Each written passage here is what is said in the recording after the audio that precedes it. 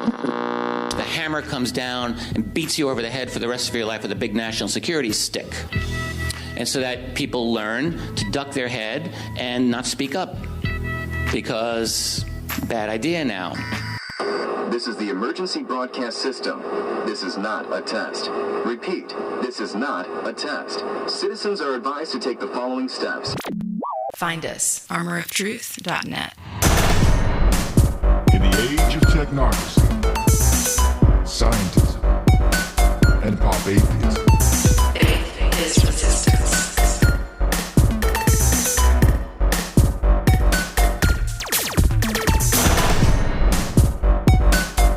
Nietzsche, of course, announced the death of God and called for the birth of the Übermensch, the Superman, who would take humanity to new heights and to create a new world order.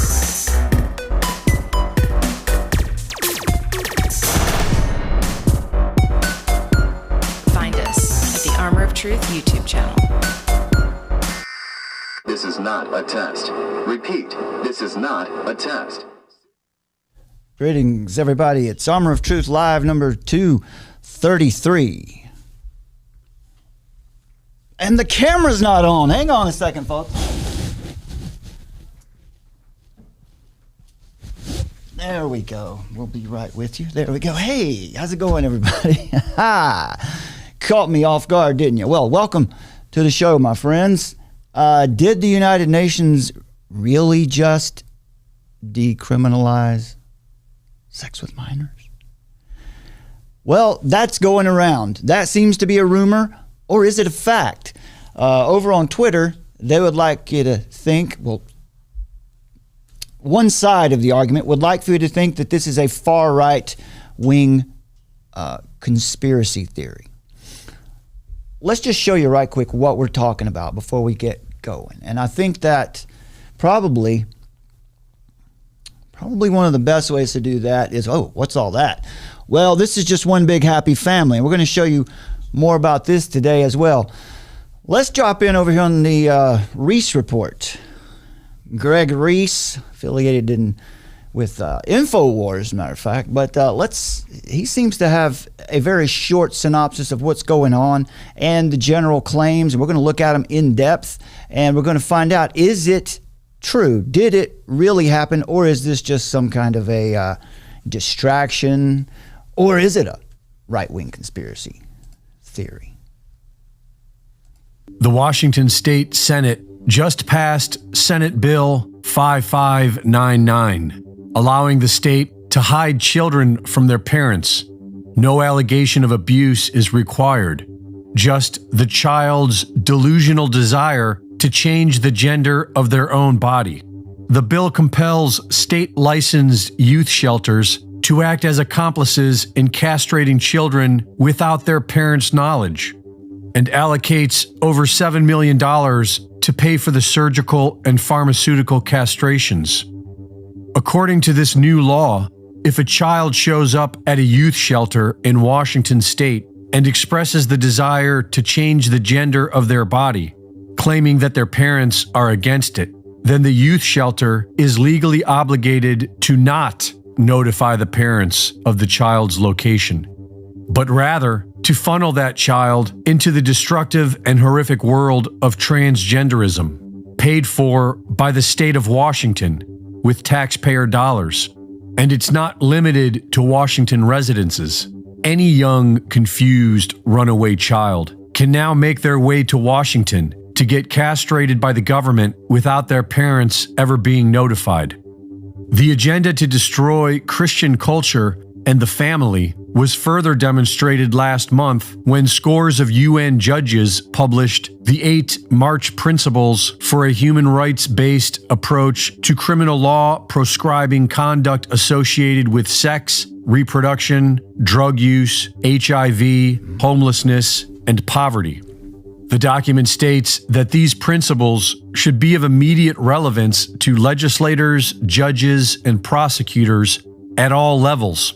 These principles include the right to abortion and transgender surgeries.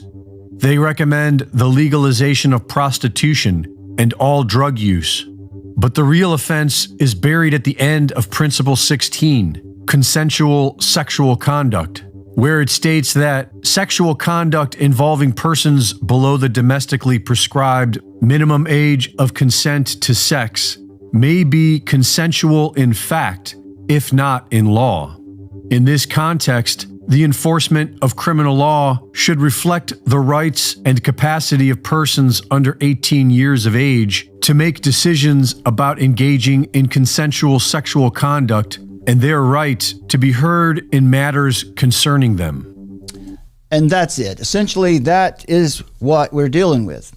These are the claims generally. The first thing we're going to look at in just a moment is we're going to look at the fact checkers. We'll go check with them first and see how they've responded to this, and then we'll look at the document. What does it say? And who did it come from? Did it in fact come from the United Nations? Did it come from some organization affiliated with the United Nations? What is the truth here? We want to equip you with that knowledge so that when you hear about this, if someone in your family, someone in your church, someone at work, wherever, or just so that you'll know what's actually going on out here. To start off with here, I'm going to give you a little introduction to what it is that we're dealing with here today. The world's premier organization for deliberating matters of peace and security is the United Nations. But in its 70 years of existence, the organization has certainly become a force for far more than just the prevention of war or the stemming of nuclear proliferation. The United Nations system is made up of scores of agencies, sub-organizations, and non-governmental organizations operated by politicians, activists, world leaders, elite world bankers, and experts in government, finance, health, science, and of course, social engineering, who today are all working in concert to achieve the objectives of the 17 Sustainable Development Goals, otherwise known as the SDGs, of the 2030 Agenda for Sustainable Development. This is the United Nations agenda that's in its current iteration. It is a 100-year plan begun in the early 1970s, originally known as Agenda 21. Later on, it was known by other names. Today, 2030. Generally, you might hear Green New Deal. It's a little bit hard to pin down the title, but sustainable development generally is what it's called today. But it is a plan for the total transformation of the world into a global communitarian utopia. What is that? Well, in terms that more people might grasp, it is really a soft totalitarian world religion. On January 1st, 2016, Agenda 21, Agenda 2030, the Sustainable Development Goals, was adopted by world leaders at a historic United Nations summit. That is when it officially came into force. Now, as we've documented on this channel, and you can find in the Armor of Truth live shows, the early 70s, 1992 with the Rio Declaration, this thing's been around for a long time. As such, the Sustainable Development Goals reach far past health, way past humanitarian needs, economic and cultural development, and go far beyond the green-eyed boogeyman of climate change, piercing deeply into the bloodstreams and personal lives of citizens of sovereign nations all over the world, including children.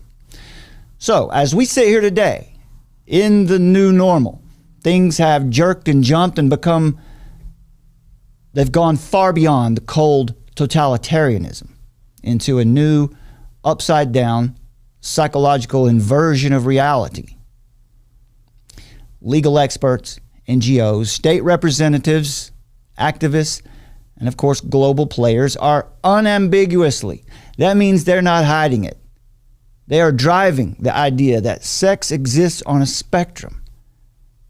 And with their networking and interconnections within the techno-medical complex and the LGBT non-governmental organizations, they have built the framework of a very profitable human rights movement around creating synthetic sexes, regardless of who it harms.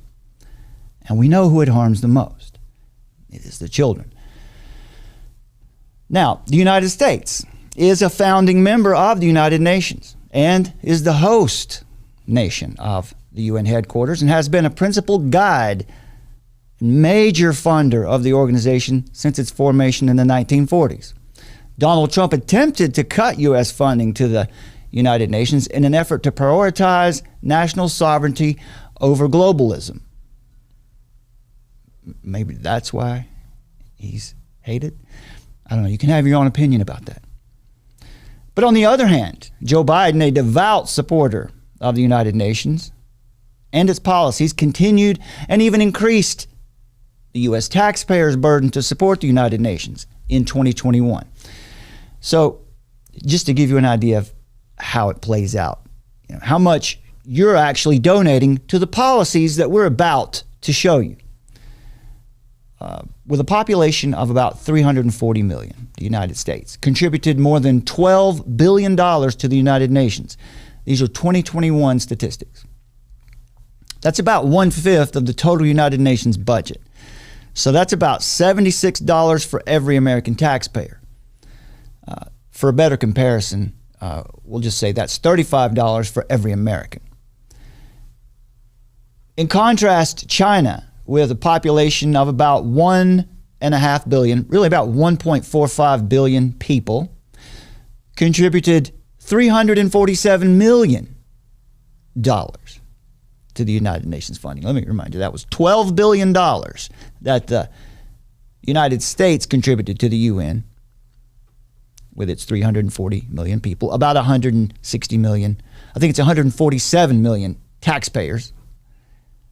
China, with 1.5 billion people, contributed $347 million. That's about $4 for every Chinese citizen, compared to $35 for every American citizen, $76 for every American taxpayer. Just to lay it out there, who is funding this stuff? Well, it's us. We're doing it. So with these kind of stats, I get Biden must really believe in the UN's mission, or those people who control him surely do. So the overarching question that we're asking, as always, is whether the position, the philosophy, or the worldview that they're presenting to us is it coherent or incoherent? What do they really believe? And what are they really working for? That is to say, is what these people are saying founded in truth? Is it dangerous? And how do we respond? We're going to get to all of that for you here today. We're not going to leave you hanging. We're going to leave you with a how to respond at the end. So that is where we come in, Armor of Truth. This is what we've been called to do. We've been called to stand in the gap for you and help you see clearly through the fog of this culture war. And we have the answers, not because we're prophets, but we know where to find them. We have the answers to all the hard questions. And our mission is to counter this corruption with the disinfecting and cleansing light of absolute truth. So, you can also take note, welcome to the show, by the way, the lovely Summer. Welcome to the show. Oh, there she is. There I am. Saturday evening. Hello, everybody. Having control of your wife's microphone, guys. It's you. What a privilege! What a privilege that is. I'll just say. For a couple of hours, anyway. Right. It's a privilege. So I wanted to go ahead and bring Summer in now because we want you to to take note of a couple other stories as we build up to this issue we're going to talk about today. Stories that are very much related to this agenda and global governments trying to get as much control as possible. As the world today believes that it stands on the brink of making sexual intercourse completely obsolete, knowing that the ultimate goal of transgenderism is transhumanism, there is a story, here it is, that has appeared in the last day or so, well, April 7th, last couple weeks. Came to my attention yesterday. We can now use stem cells to make embryos. How far should we go? So the article goes on to say that it's not quite that easy yet, but they're there. They're there. There's just a little bit of policy standing in the way, but the science is there. So we know that one of the goals of the transgenderism ideology, the transgenderism movement, is ultimately because it's these men, these billionaire men, transgender women, men who are funding it, and they're all transhumanists. So that is the ultimate goal here, is to get out of the body altogether. But first, we want to get reproduction, procreation out of the woman and get it into the tech sector. So this is why that story is interesting. And also, we've got the story of the recently the Cash App creator was murdered in San Francisco. This article that we have available at armoroftruth.net, Summer has made available there for you guys. It says, makes the case here that I think is a pretty good case, that there are 3 phases of the Great Reset. There's depopulation, transhumanism, and then basically digital currency, or CBDCs. So, what did you? What we just I just covered transhumanism, right? That's getting reproduction away from the woman and into the tech sector. Depopulation would be the jab rollout. And what about the Cash App founder? Yeah, so Bob Lee is the Cash App founder, and he was employed at Google as a staff software engineer from 2004 to 2010, and helped develop the Android mobile operating system. And in 2010, e-commerce company Square recruited him. He became the company's chief technology officer and led development on the company's Android app. In 2013, he helped Square build Cash App. We use Cash App. And then Square Cash. He left Square in 2014. During the COVID-19 pandemic, he helped with the app of the World Health Organization. So he actually helped build the app for the World Health Organization. So there's that. Put that on the list there. In 2021, he joined cryptocurrency payment firm MobileCoin as its chief product officer. The takeaways are, if you're a crypto millionaire or billionaire, count your blessings, because there's only so many coincidences. FedNow is a Cash App-like platform that is the first major step, as we know, toward the full implementation of the central bank digital currency in the U.S. And Bob Lee was both the architect of what is now FedNow and became wealthy because of internet money, and now he's gone. And so my thoughts on this, when I saw this story, is to keep in mind that the press release for FedNow was first announced back in 2019.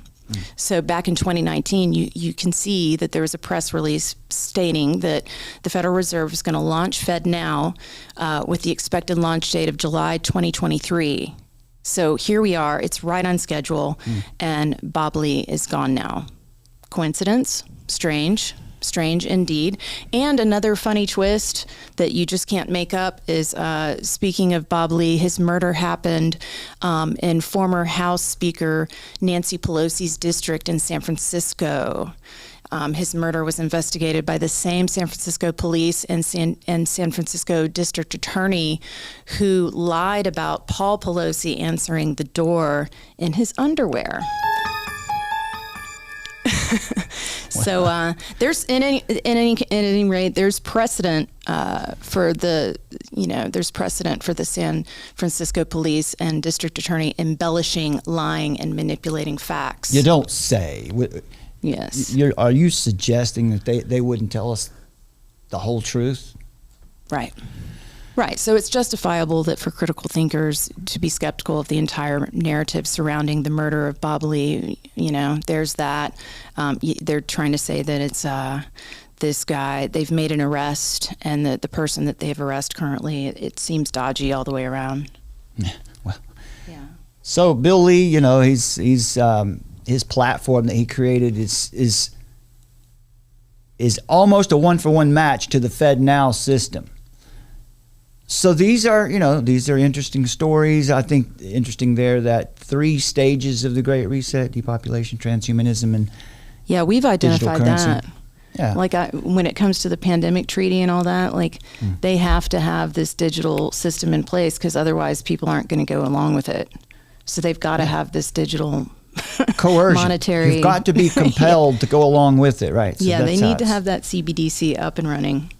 Well, we live in a world now that has normalized sin. It's a world that makes laws to make confused people feel comfortable with their insanity, while at the same time ever conjuring new ways to label dissenters, be us, as mentally ill.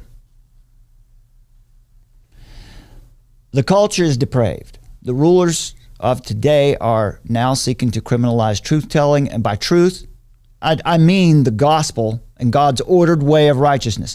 Plain language is obfuscated in legalese, and whenever someone points out a contradiction or exposes a dark agenda, the misinformation mob on social media immediately springs into action to divert any innocent eyes away from that truth.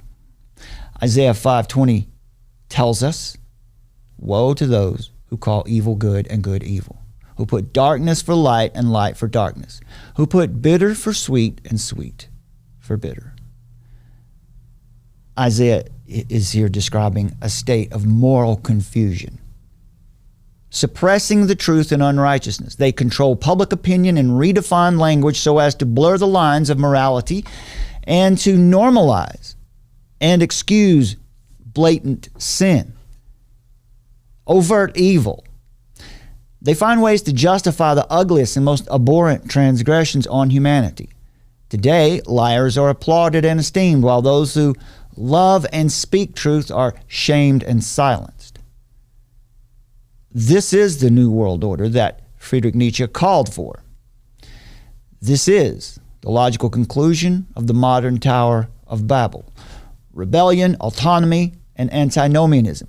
Thinking themselves wise, they have become fools. Isaiah 5 verse 21 says, "Woe to those who are wise in their own eyes and shrewd in their own sight." Your mind is the most valuable real estate in the world. Industries and governments spend obscene amounts of money on strategies and tactics to penetrate your mind and implant new stories or program the hard drive with new data. But with Scripture as your foundation, as the antidote, with the church as your pillars, and a coherent philosophy as the roof of your structure, truth is knowable. And you are not crazy for moving against the stream of humanity today. So do not allow the mob to shame or scare you away from telling the truth. Now, having said that, can I just remind you folks, while we're here, for the moment, we have a new mobile app. And for those of you who have downloaded it and set up your have set up the app for your notifications, you should have just received a notification that we just went live a few moments ago. Well, it's about 20 minutes ago Yeah, now. if you didn't receive that, please send us an email to hello@armoroftruth.net and let us know if that didn't work for you. But Email it's us. working so far, as we know. Yeah. So what we want to let you know about that, about the app and the alert is if you download the app, it's completely free to do that, and you can set up the notifications on your phone.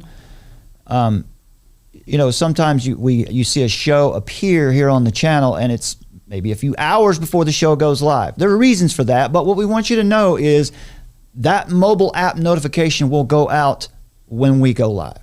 Within a minute or two, the show will be live. So that's a way to have a very, very direct So you guys can't notification. You won't miss it, because we definitely heard from many of you who said, I didn't get the notification until hours later. So, Well, there'll be some kinks.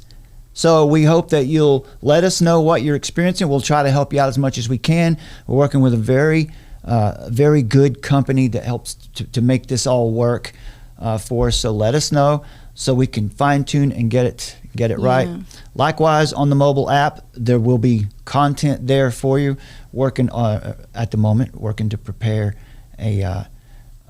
ultimately what will be a daily devotion and Bible study show. That would be a good place to have that. Weekdays, yes. Yeah, weekdays. So, and there will be exclusive content there. There'll be links to our articles. There will be there's also a blog available there. So it's all happening. It's all happening. And also head over to the edification section on the app too. We've got our brother Rob reading select biblical passages, and there's some really soothing visuals, and it's just really wonderful to meditate on God's word. So that's available for you right now too. No doubt. Thanks for that, Summer. For over 70 years, folks, the United Nations has failed in its primary charter, which, its goal was to prevent wars, to stop or limit nuclear weapons from being built. But it has shown no hesitation in including the worst dictators and most barbaric tyrants of authoritarian regimes on its United Nations Human Rights Council. And that's what we're talking about today. It's all about human rights. That's what they're saying. So what the UN succeeds at is demonstrating how terrible, how utterly awful one world governance would be under their dystopian, theosophical, really, dream of therapeutic tyranny, which just means mandates and policies for your own good. But the facade is crumbling. Everyone who is not intoxicated on the wafting smoke of woke hope can surely see the inevitable darkness this organization and its eager supporters intend. And that's what we hope you'll see today, that this is complete nonsense.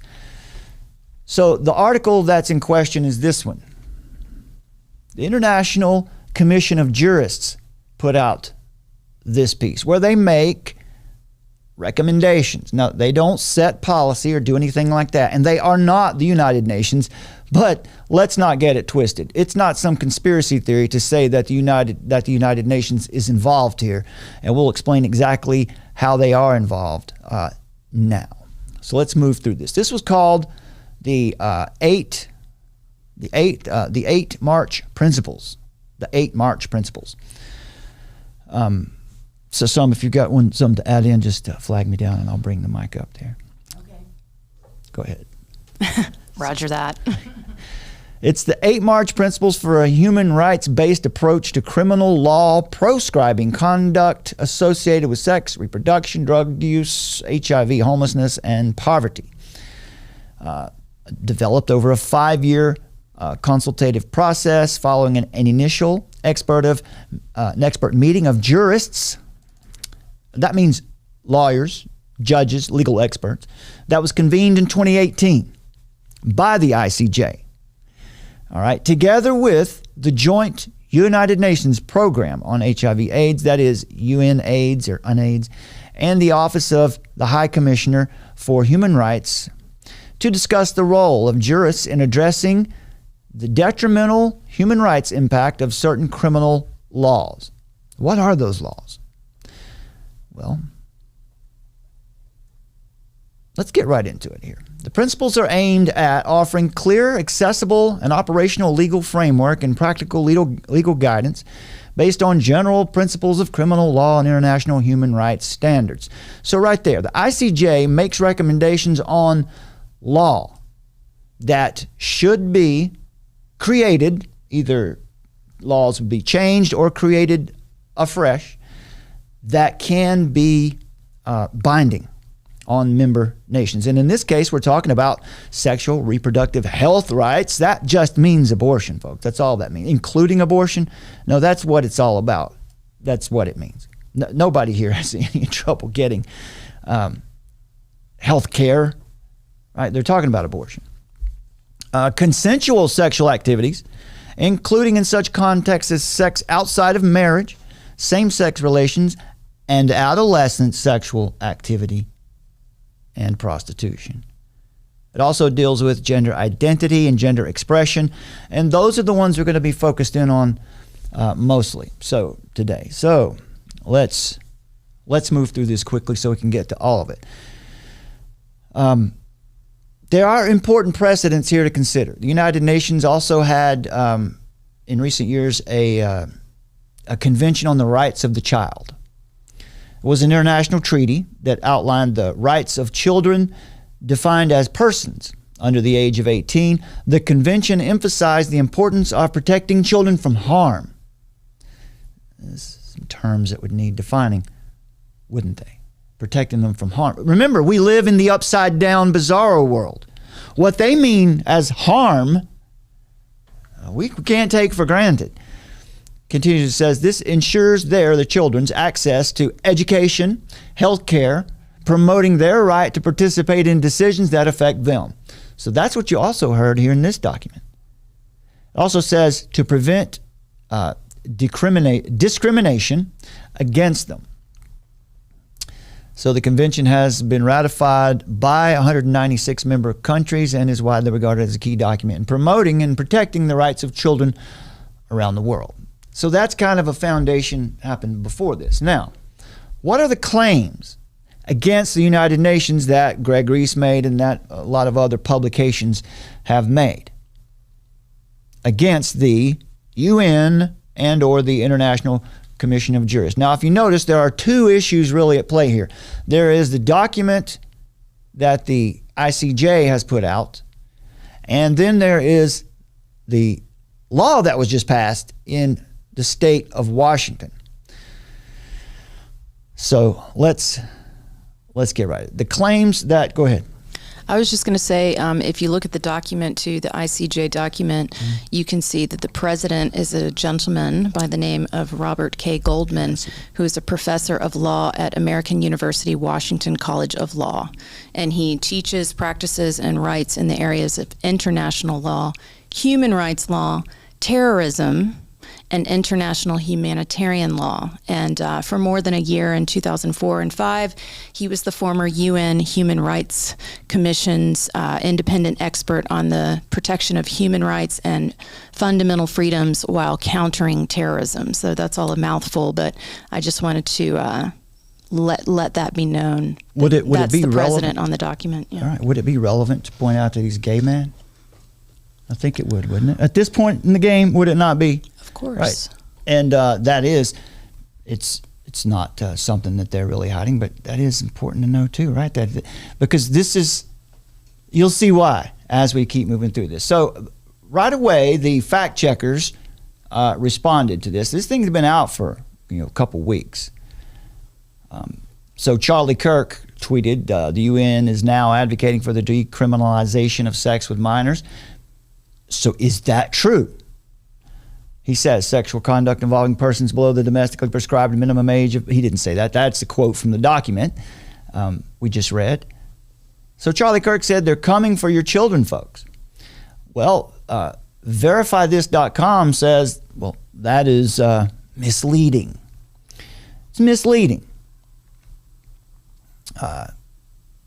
Let's see the answer. It says the UN didn't advocate for the decriminalization of sex with minors, as the viral claims suggest. The report being cited focuses broadly on improving human rights and actually says there are factors that should be considered before someone is charged with a crime for having consensual sex with someone under the age of 18. So, let's keep going. AP. Right, this is supposed to be the objective news. AP reports UN did not call for decriminalizing sex between adults and minors. Goes on and says largely the same thing. It says here, quote, the 8 March principles do not call for the decriminalization of sex with children, nor do they call for the abolition of a domestically prescribed minimum age of consent to sex. Okay, goes on. PolitiFact joined the party. There you go. There's what they think of it. False. So Yeah, nothing of to course see they're here. going to say that. Yeah, no, there. Nothing to see here, folks. Just go about your business. Go right back to sleep. Okay. All right. So let's jump on into this. There are about 3 questions we need to ask to be able to get to the bottom of this. The first one is this a far right extremist conspiracy theory? So our first question to ask is, how does global activism actually work? How are laws about gender identity changed? How does this happen? How are they created around the world, right? This didn't just happen organically. All of this is happening at one time, okay? So that's question number 1. The second, you'll pretty much find out that, what this is all ultimately pointing to is that the people that are in charge of protecting everybody are the ones that are perpetrating. yeah, in a that's nutshell. the truth. Mm-hmm. Second question that we need to ask and answer. Can we did I read the right question on the first one? Yeah, how does global activism work? Overall, we're responding to the charge that this is a far-right extremist conspiracy theory. And that's the first question. How does global activism work? Well, we're going to answer that. So you can see the mechanism behind how these things come to. How did it ever come to pass that Washington State passed this law last week? Well, we'll show you.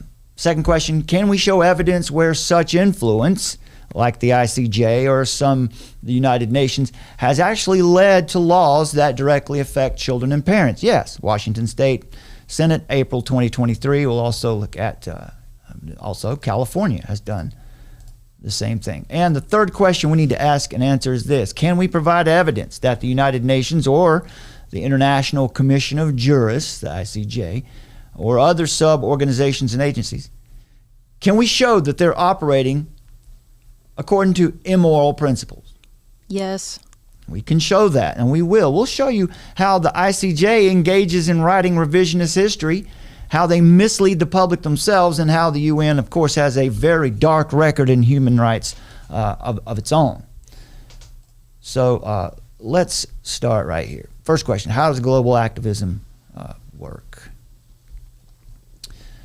Now let me catch up with myself here. They also have a president of Global Network of Sex Work Projects. Yeah. So, normalizing that as a legitimate field. Yeah. Again, that's president of Global Network of Sex Work Projects. Exactly, normalizing prostitution. And another, one of the reasons for that, we talked about, they want to get that money. They got to get a hold of that money. It's all, it's going to be demoralizing as well, but this is also very profitable. So the claim is that an organization linked to the United Nations is advocating for all types of drug use and sexual activity to be decriminalized, including sex with minors. So in the report by the ICJ, many are responding with accusations of far-right extremism, spreading conspiracy theories. So let's see. Let me catch up with myself here. There we go. How does global activism work? So we need to look at this. This will be hard. We don't need to go into too much depth here. I just want to show you a little bit about how the United Nations is set up. We'll be here for another 4 hours. No, it's not going to happen. Just kidding. So you got the General Assembly. These are the principal organs over here on the left. The Security Council, Economic and Social Council, the Secretariat, the International Court of Justice, and the Trusteeship. Now this International Court of Justice, this is where human rights policies and laws are written. This is where the International Commission of Jurists would have most of its influence. It would write laws, it would do what I would call legal writings and present them to the United Nations to be encouraged and then in some cases, enforced. The idea ultimately is, folks, to get it to where when the United Nations sets a law that is a human rights law, that it is enforceable in North Carolina, that it's enforceable wherever, to supersede sovereign nations and their law. So basically, without spending too much time on this document, what you can see here is there are non-governmental organizations, all kinds of what are called programs and funds, subsidiary bodies, advisory bodies. That might be what the ICJ would be considered.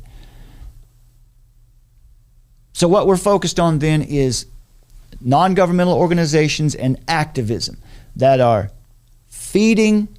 It goes both ways. The ICJ would feed the United Nations with these legal writings. These are judges and legal experts coming up with the language.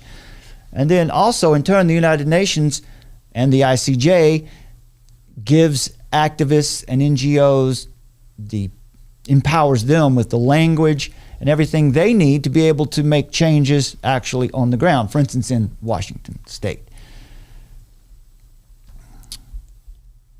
So through organized bodies of lawyers and legal experts who are funded and or in some way motivated to advocate for and provide strategies for activists, non-governmental organizations, and even lawmakers directly. That is how global activism in this sense works. That is how an organization like the International Commission of Jurists can write up laws or suggested laws and present them, knowing that if you take this to your state legislature or somewhere at the federal level even, that it's going to have teeth. So this gives activists and NGOs the language they need to get this change to happen. Yeah, we would say paid activists too, right? Certainly brainwashed activists. Well, they're motivated in some way, either by money or sometimes they're motivated by power. And some people really believe they're fighting for, they think it's justice.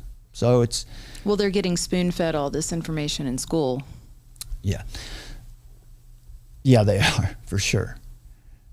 So just as an example here, look at all the non-governmental organizations that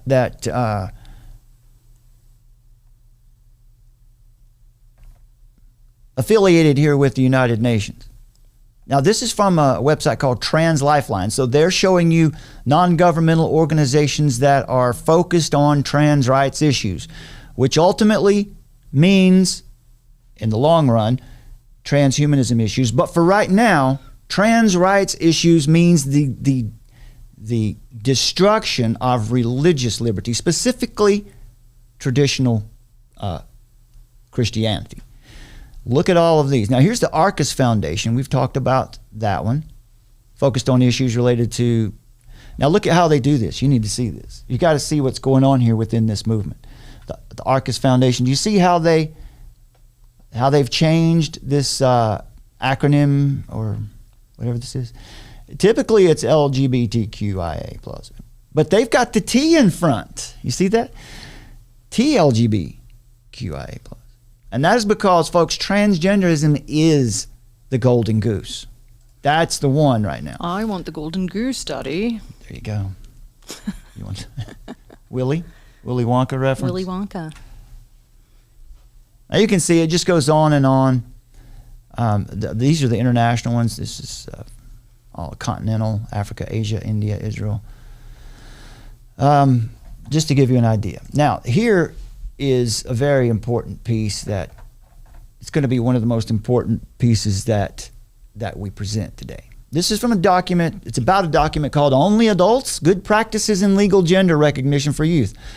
A great deal of the transgender debate is just unknown and unexplained. One of the most mystifying aspects is the speed and success of how a small number of organizations, like the International Commission of Jurists, how have they achieved such major influence over public legislative bodies, politicians, and officials? How has a certain idea, right, gender identity, how has that taken hold in so many places so swiftly?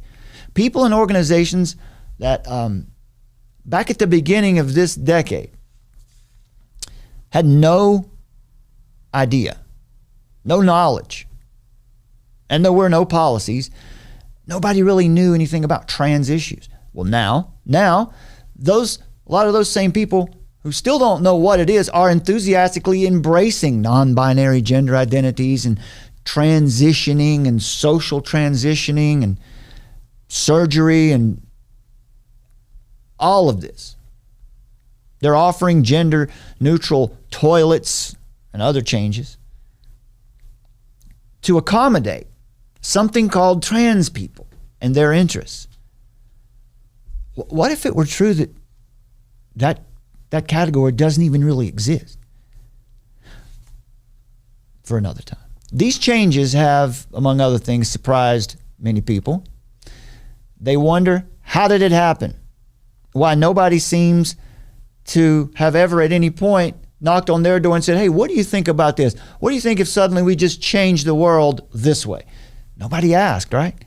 Nobody considered how these changes might affect you. Well, what we can definitely strike off the list is some kind of organic societal evolution, right? Society hasn't just changed naturally in this way. A society that doesn't know anything about transgenderism, has suddenly now embraced it?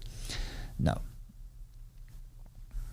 It's vastly more likely that most people don't even know a trans person, don't understand at all how the law has evolved with regard even to their status. So the question again, how did organizations like the ICJ and UNAIDS and many others, how did they, with relatively small budgets and limited resources, how did they achieve such stunning success all over the world? Well, there is a website that helps out with this. And here it is. iglyo.com. Call it Iglio, I guess. In the words of this report, listen to this language. It says, it is recognized that the requirement for parental consent or the consent of a legal guardian can be restrictive and problematic for minors. What? Oh, you're being silly. You thought that was the point of being a parent, was to restrict children, right? Now that's old school, right? You can't think like that anymore. Don't you understand? This is just complete evidence that they want to take the children away. They want to replace parents with parenting professionals, and they want to move in front and center and take over the parenting role. I don't know much about Charlie Kirk at all, but why don't we, how about let's somebody check up on verifythis.com, who says Charlie Kirk was misleading, because he wasn't misleading. He called it exactly as it is, right? This is definitely. But it's so powerful because all they have to do is that, and then, you look through the jungle of Twitter and people are like reposting that, like, oh no, you guys are wrong. You guys are reading too much into it, so people just parrot. That's all it takes. That's all it takes. Well, they're fundamentally changing the orientation of the world, right? It used to be believed that a parent was in charge of their child. That's not even an issue of rights. That's natural law. But that's not the stance of this report. Indeed, it does suggest that states should take action against parents who are obstructing free development of a young trans person's identity. Once again, let's make sure that everybody understands there is no such thing as a trans person. Show me a definition. Give me something, right? And this is something that we have to do. We've got to make sure that we change our approach to this conversation when it comes up in public lovingly, right? We don't need to be, we need to be agreeable, but we have to require them, to compel them to start using definitions, defining what they mean by this or that, because they can't do it. Because to the postmodernist, to the deconstructionist, truth, objective truth doesn't exist. Truth is something that's arrived at while we talk about it. Yeah, that's actually what Jennifer Bielik's work is also. She said that the word trans, it has so many different meanings that if somebody fixates on one aspect of it, they can just sort of like say, no, this is really what we mean, and then that's it throws the point. you off the trail. Yeah, that's the whole point, is to keep it ambiguous so that nobody really knows what we're talking about, right? They just dance around the issues, skirt around the issues. She said that term is not fit for purpose. It's not fit for conversation because it doesn't mean anything, right? It's just and that's on purpose. Because Jacques Derrida, the whole idea of deconstruction and this postmodernism, the idea is that we arrive at our truths when we have conversations, right? That's why they're always saying, can we just have a conversation? Because they're going to talk about something and they're going to say they feel a certain way, and then all of a sudden, you see, there's the truth. So this is what we're up against. So we have to know how it works. So this document here states that definitely action should be taken against parents who are obstructing the free development of a young trans person's identity. And again, all under the umbrella of human rights. Yeah, that's what it is. It's a human right for a child to not have parents. In short, this handbook for lobbying groups that want to remove parental consent over significant aspects of children's lives, it is a handbook written by an international law firm backed by one of the world's biggest charitable foundations. So this is how the International Commission of Jurists actually works. Like this. They would write up this kind of language. One of the broad observations, for example, from this report about the best way to enact a pro-trans agenda, they say, while cultural and political factors, this is quote, play a key role in the approach to be taken, there are certain techniques that emerge as being effective in progressing trans rights in the good practice countries. Among these techniques, one of them is get ahead of the government. So they suggest that in order to do this, see, this would be a handbook for an activist or a non-governmental organization, or let's say a state senator in Washington who wants to get this agenda going in his state. They would say, publish progressive legislative proposals before the government has had time to develop their own. So introduce legislation. NGOs need to intervene early in the process, ideally even before it has even started, even before anybody's thinking that, look, if people don't realize that they need a law here, it's your job to go tell them they need a law here. Another tip from the document, they say, tie your campaign to more popular ideas. Right? For example, in Ireland, Denmark, and Norway, changes to the law on legal gender recognition were put through at the same time as other more popular reforms like marriage equality legislation. So what this does is it throws up a veil or a smokescreen of protection.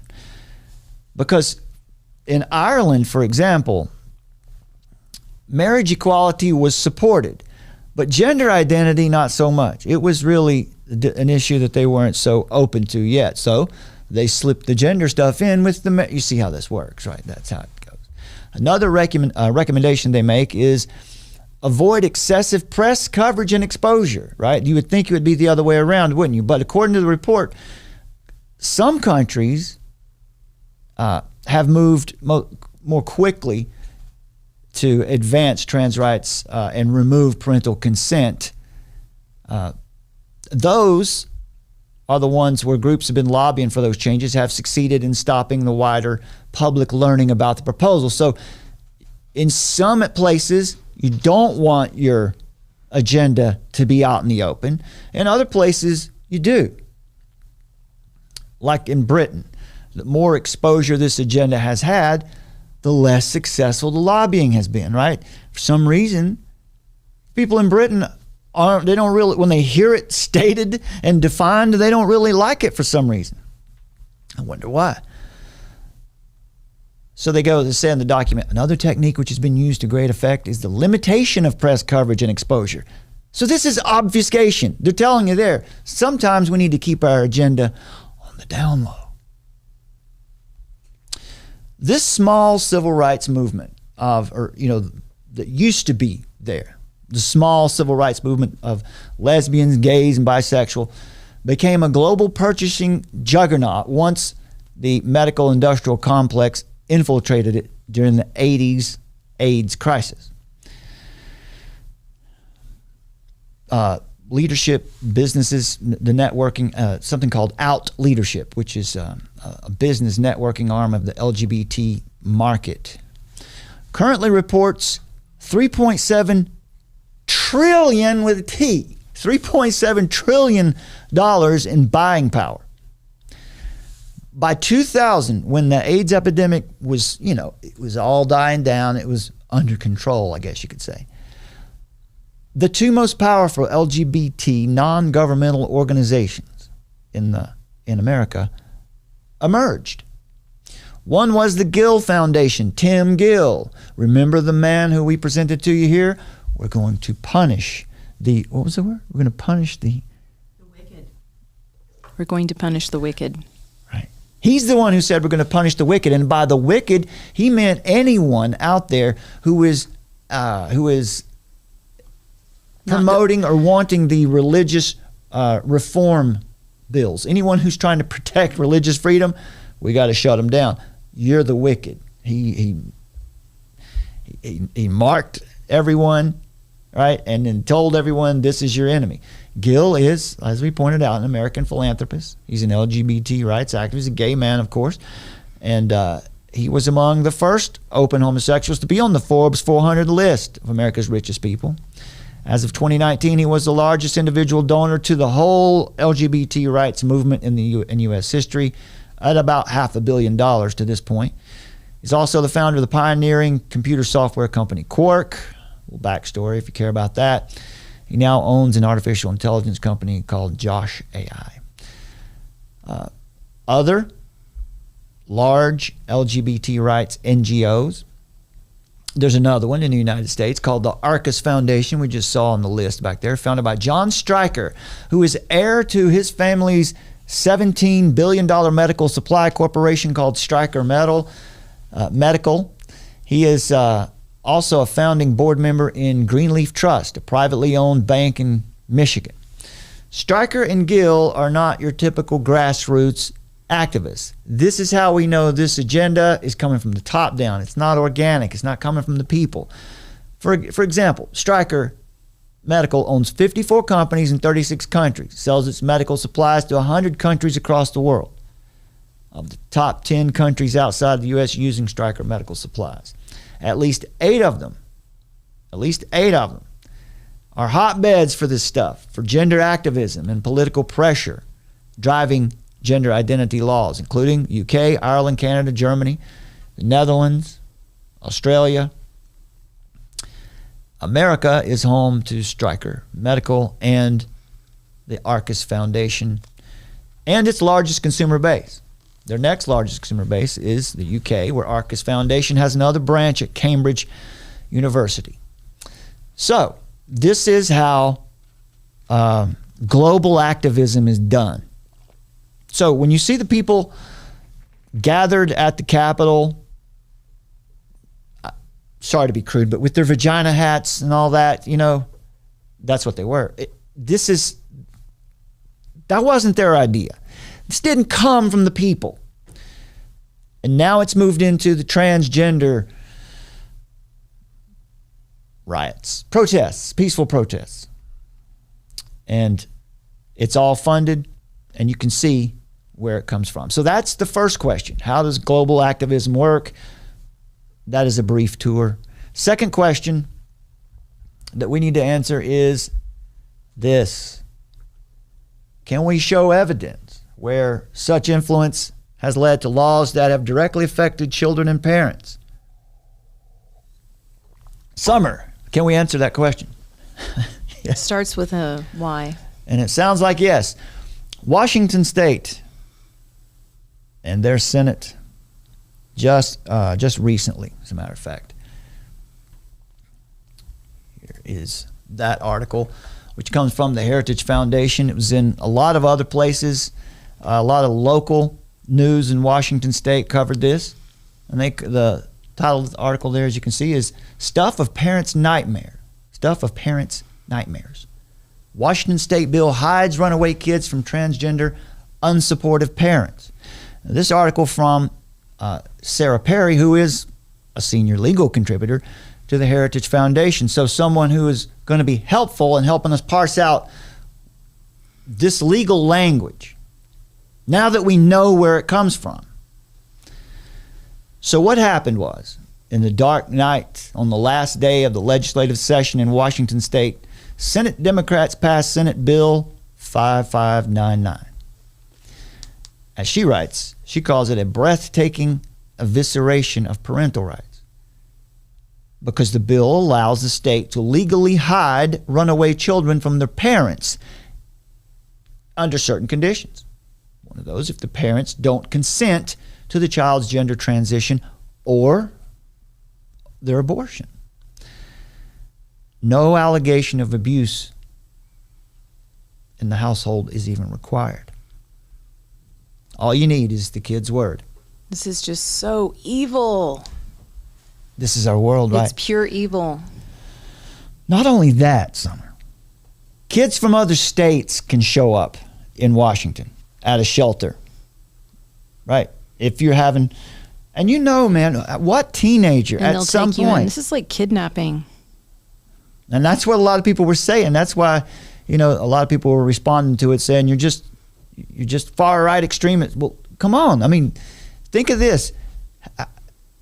At some point, almost every teenager has had a moment where they really wanted to stick it to mom and dad, right? They really wanted to show them. Yeah, that's like a rite of passage for most kids. Especially in America, right? Especially in the United States, where rebellion is the order of the day.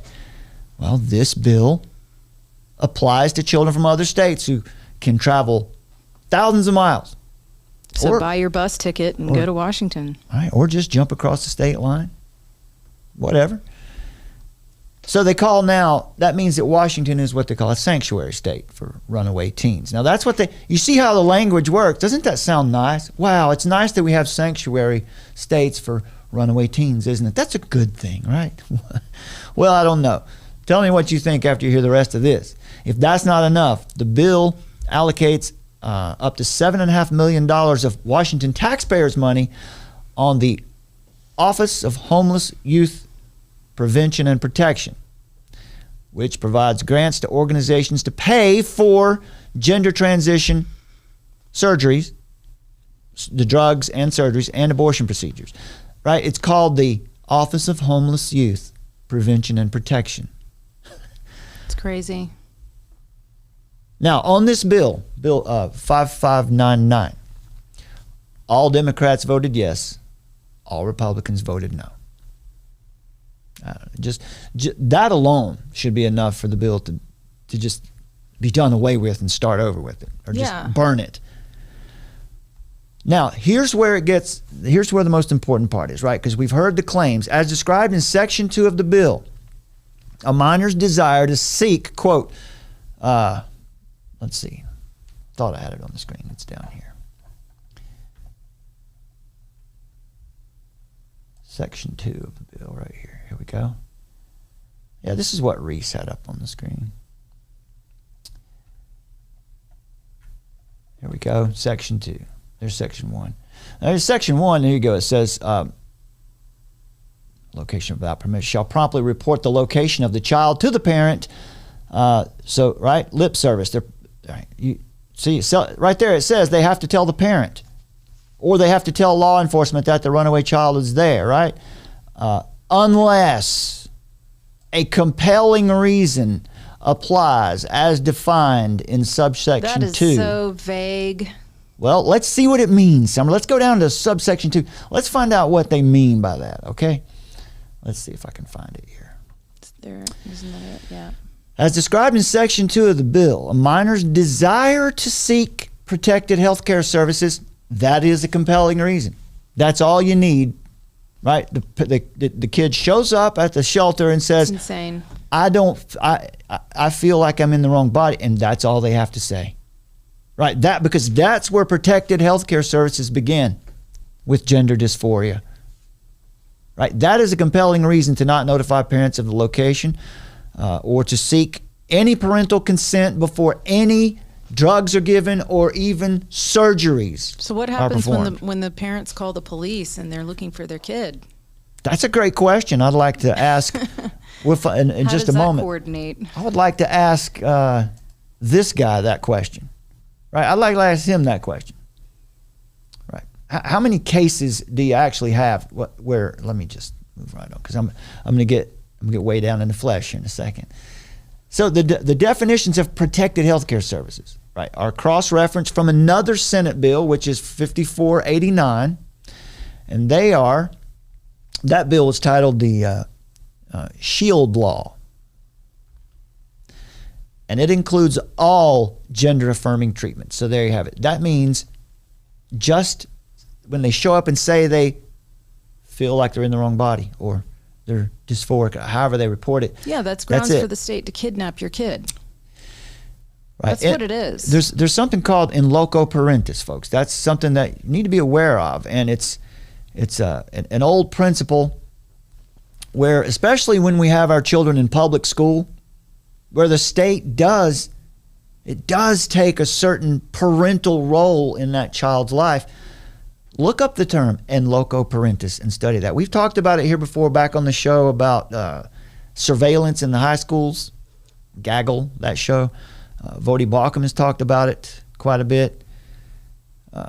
But moving along. So gender affirming treatments, whether it's medical, surgical, social, behavioral, all reproductive health care services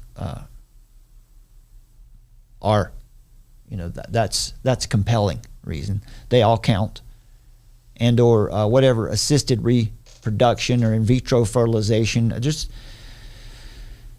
insanity. And then they've got these kids, and then they've got all these surgeries and these hormones that they can, force upon them, and then they've got a lifelong patient who's going to be messed up from all of the mental implications, the physical implications, the actual changing of the body, possibly, if that takes place. It's unbelievable. And look at how they cloak it in this language. They cloak it. Yeah. Lifetime patients. That's a great point, Summer, because that's what we learned in our research here, is that really the goal, one of the goals, there are many, one of the goals is to create, as Summer said, a lifetime patient. Somebody that, what do you mean by that? Well, let's just say a young lady reports that she feels like she should be a boy. Maybe she's just having a reaction to last night's dinner. Who knows what really is going on, but she says this one day. Well, immediately, the puberty blockers are given. Remember, we talked about what puberty blocker drug is. I forget the name of the drug, but Lupron is the name of the drug. That is the drug that was created. Go ahead. Yeah, in the sterilization process. That's why it was created in the first place. Synthesized for the purpose of doing chemical castrations of sex offenders, male sex offenders.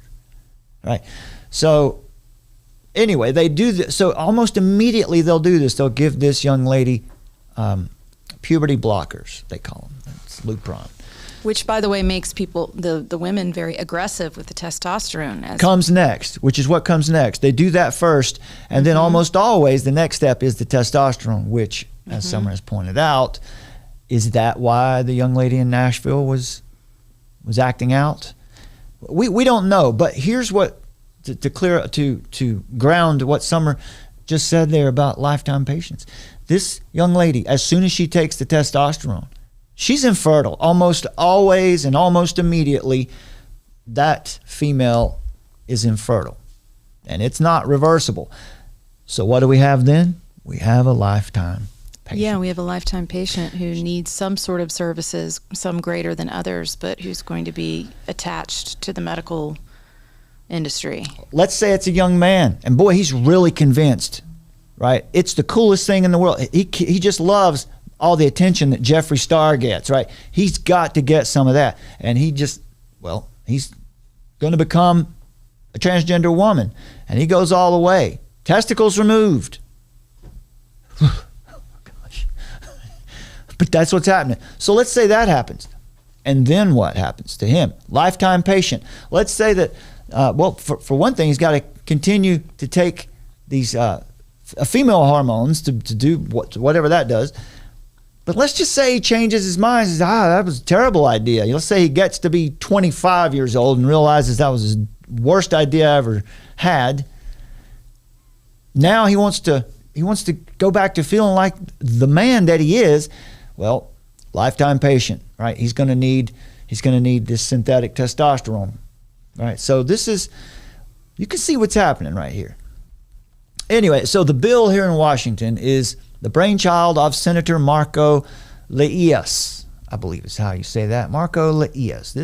That is this gentleman here. He's a Democrat, surprise, surprise, who has positioned it as listen to this, it's a necessary protection for minors seeking access to safe shelter when their home environments are unsupportive.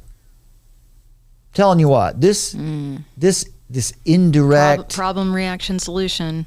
Yes, man. This language, this passive aggressive language, gaslighting. Yep. Well, this gentleman here is no one in Washington is really surprised that he's the one behind this, and he's very proud of this bill. After the Senate's passage of the bill, Leías said, quote, "We know that young people are experiencing homelessness.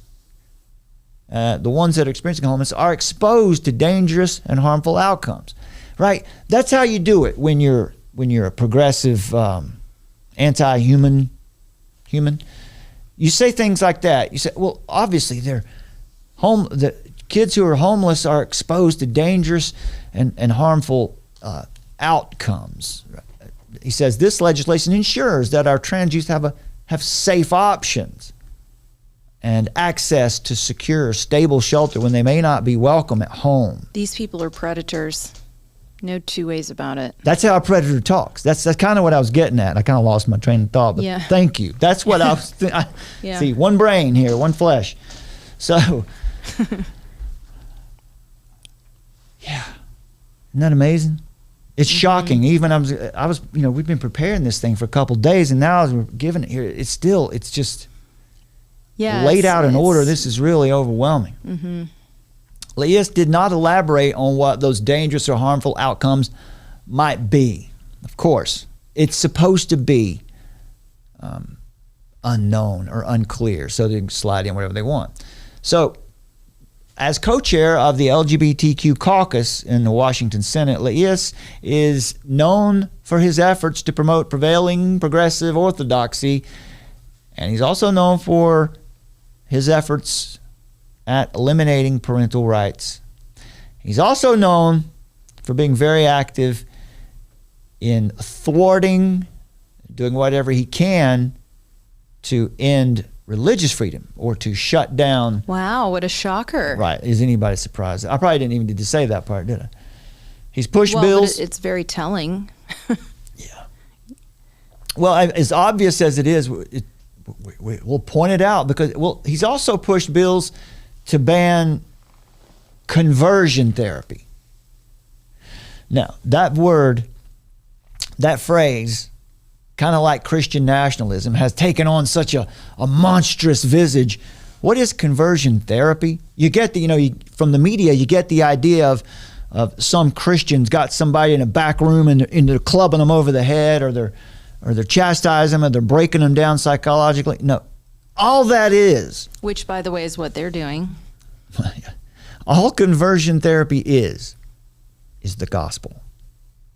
You're just telling someone the truth of the gospel, that we are fallen creatures in a fallen world, that you're a sinner like everyone else, and we've all broken God's law. And there's gonna come a day, every person will die and face the judgment, or Jesus Christ will stand for your judgment. That's the gospel. That's conversion therapy. That God came into the world as a man. Jesus Christ lived a life, taught this gospel, taught this doctrine, founded the church, gave his life willingly on the cross for our sins, and rose again on the third day in victory over sin and death, so that we would have a way to be right with a just and holy God, who you can't be in his presence as a sinner. So you need righteousness to be in the presence of God, and you don't have any. But Jesus Christ gives you his. That's the gospel, and that's what he wants to prevent. He wants to prevent people from hearing that truth. So who is he working for? He's also championed the Gender Affirming Care Act, which guarantees that Washingtonians who identify in some way as transgender, or just one day happen to feel a little strange, or gender diverse is another term, so that they can receive what the act calls medically necessary. They also call it life-saving treatment, right? By prohibiting health insurers from denying or limiting any of this so-called gender-affirming treatment. The horrifying reality is that Washington's bill is not the first of its kind, and it won't be the last.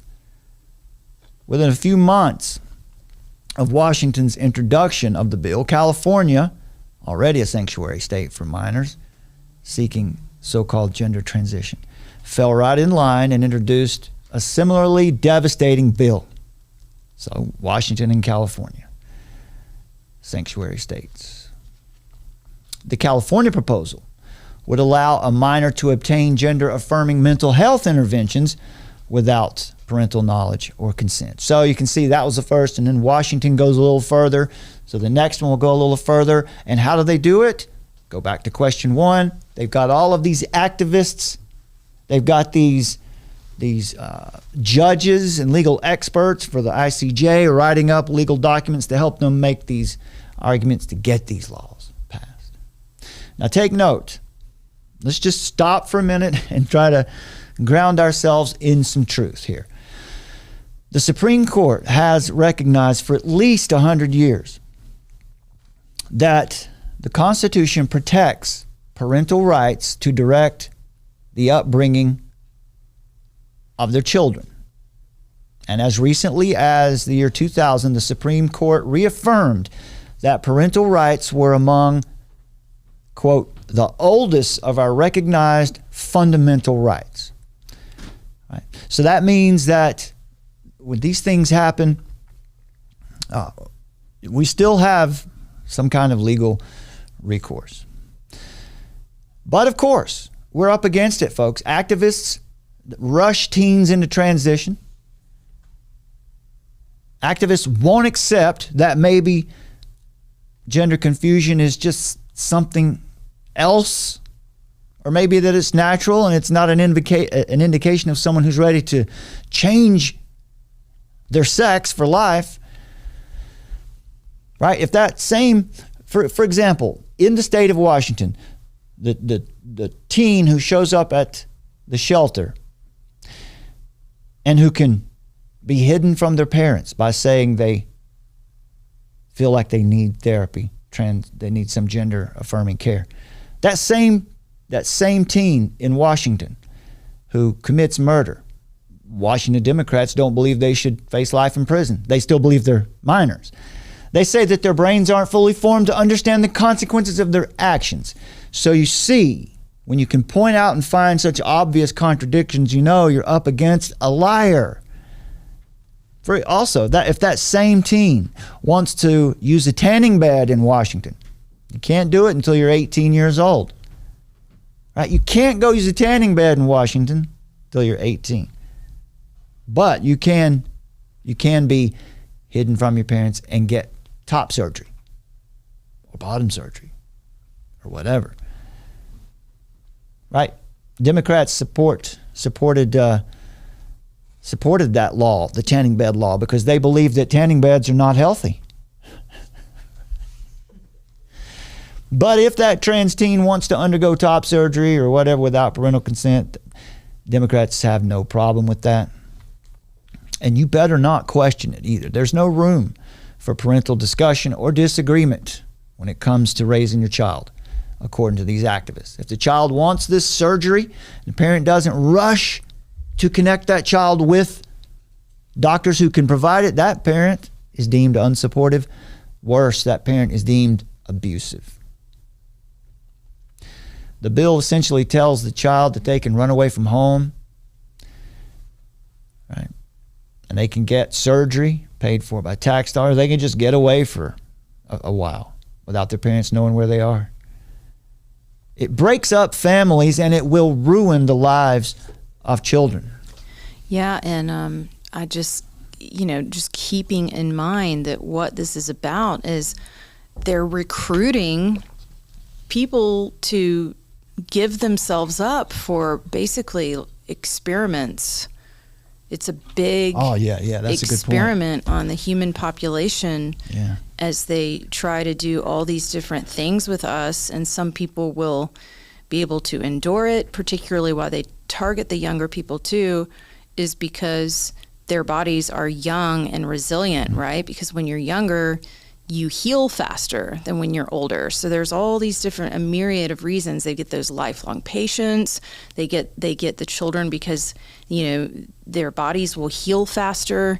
And all you're doing is offering yourself up to like mad scientists, essentially, who are completely off their rocker, honestly. Yeah. Marco Laius in Washington there, it's not hard to find all kinds of people have a lot of problems with him. He's infamous. Marco went into over $800,000 worth of debt in 2008 after declaring bankruptcy. According to court documents, Marco did not pay back over 88% of his liabilities. This is a government, this is a representative. Marco introduced House Bill 3134, the most recent legislative session, which if it had passed, it would have given the state government the power to use law enforcement to monitor and regulate fantasy sports leagues, like your fantasy football league. So if you wanted to create an office fantasy football league with a $1 entry fee, this bill would have given the government 24/7 access to that league. Jeez. Who does he work for, right? Clearly. In 2008, taxpayers reimbursed Marco $41,588 in expenses, including over $8,500 in per diem. That would be your daily expenses, personal expenses, and over $2,200 in travel expenses. He's eating in some nice restaurants for sure, isn't he? $8,500. Marco was one of the biggest personal spenders in the legislature. So, more things. You can go to MarcoMadness.com if you want to find out more about this character. The point here is, folks, is that these people don't just come up out of nowhere. Marco, like many others, has been trained. He's getting his documents from maybe it's from the ICJ, maybe it's from one of these other ones we pointed out. But the third question we want to answer here to find out, to respond. Is this just a far-right extremist conspiracy theory? Can we provide evidence that the United Nations, the ICJ, or other sub-organizations and agencies operate according to immoral principles? The answer is yes. And we're going to get to this ICJ, to their revisionist history in just a moment, and we'll look at the United Nations dark record of human rights crimes itself in just a moment. We'll get to that in just a second. I think I wanted to go ahead and show you just this, the articles about that came out about this last week. We don't need to go into too much depth because we've shown you basically what their claims are, and that the claims are they're there, that people they weren't lying about this. The Daily Signal reported faithfully on the ICJ document. The Daily Signal, I don't know what I just said. Yeah, the Daily Signal did both of those pieces, Washington and here's this article's interesting. It says, failing to create brotherhood of man, United Nations promotes sex with children, right? Well, I think they're still working on that brotherhood of man. I think that I don't think these things are mutually exclusive. I think both of these, right, that is theosophy and the type of spirituality that exists within the United Nations, it leads to the same place. We saw the American Spectator also reporting with the same headline. Now that's the UK. John Stuart Mill said that all silencing of discussion is an assumption of infallibility.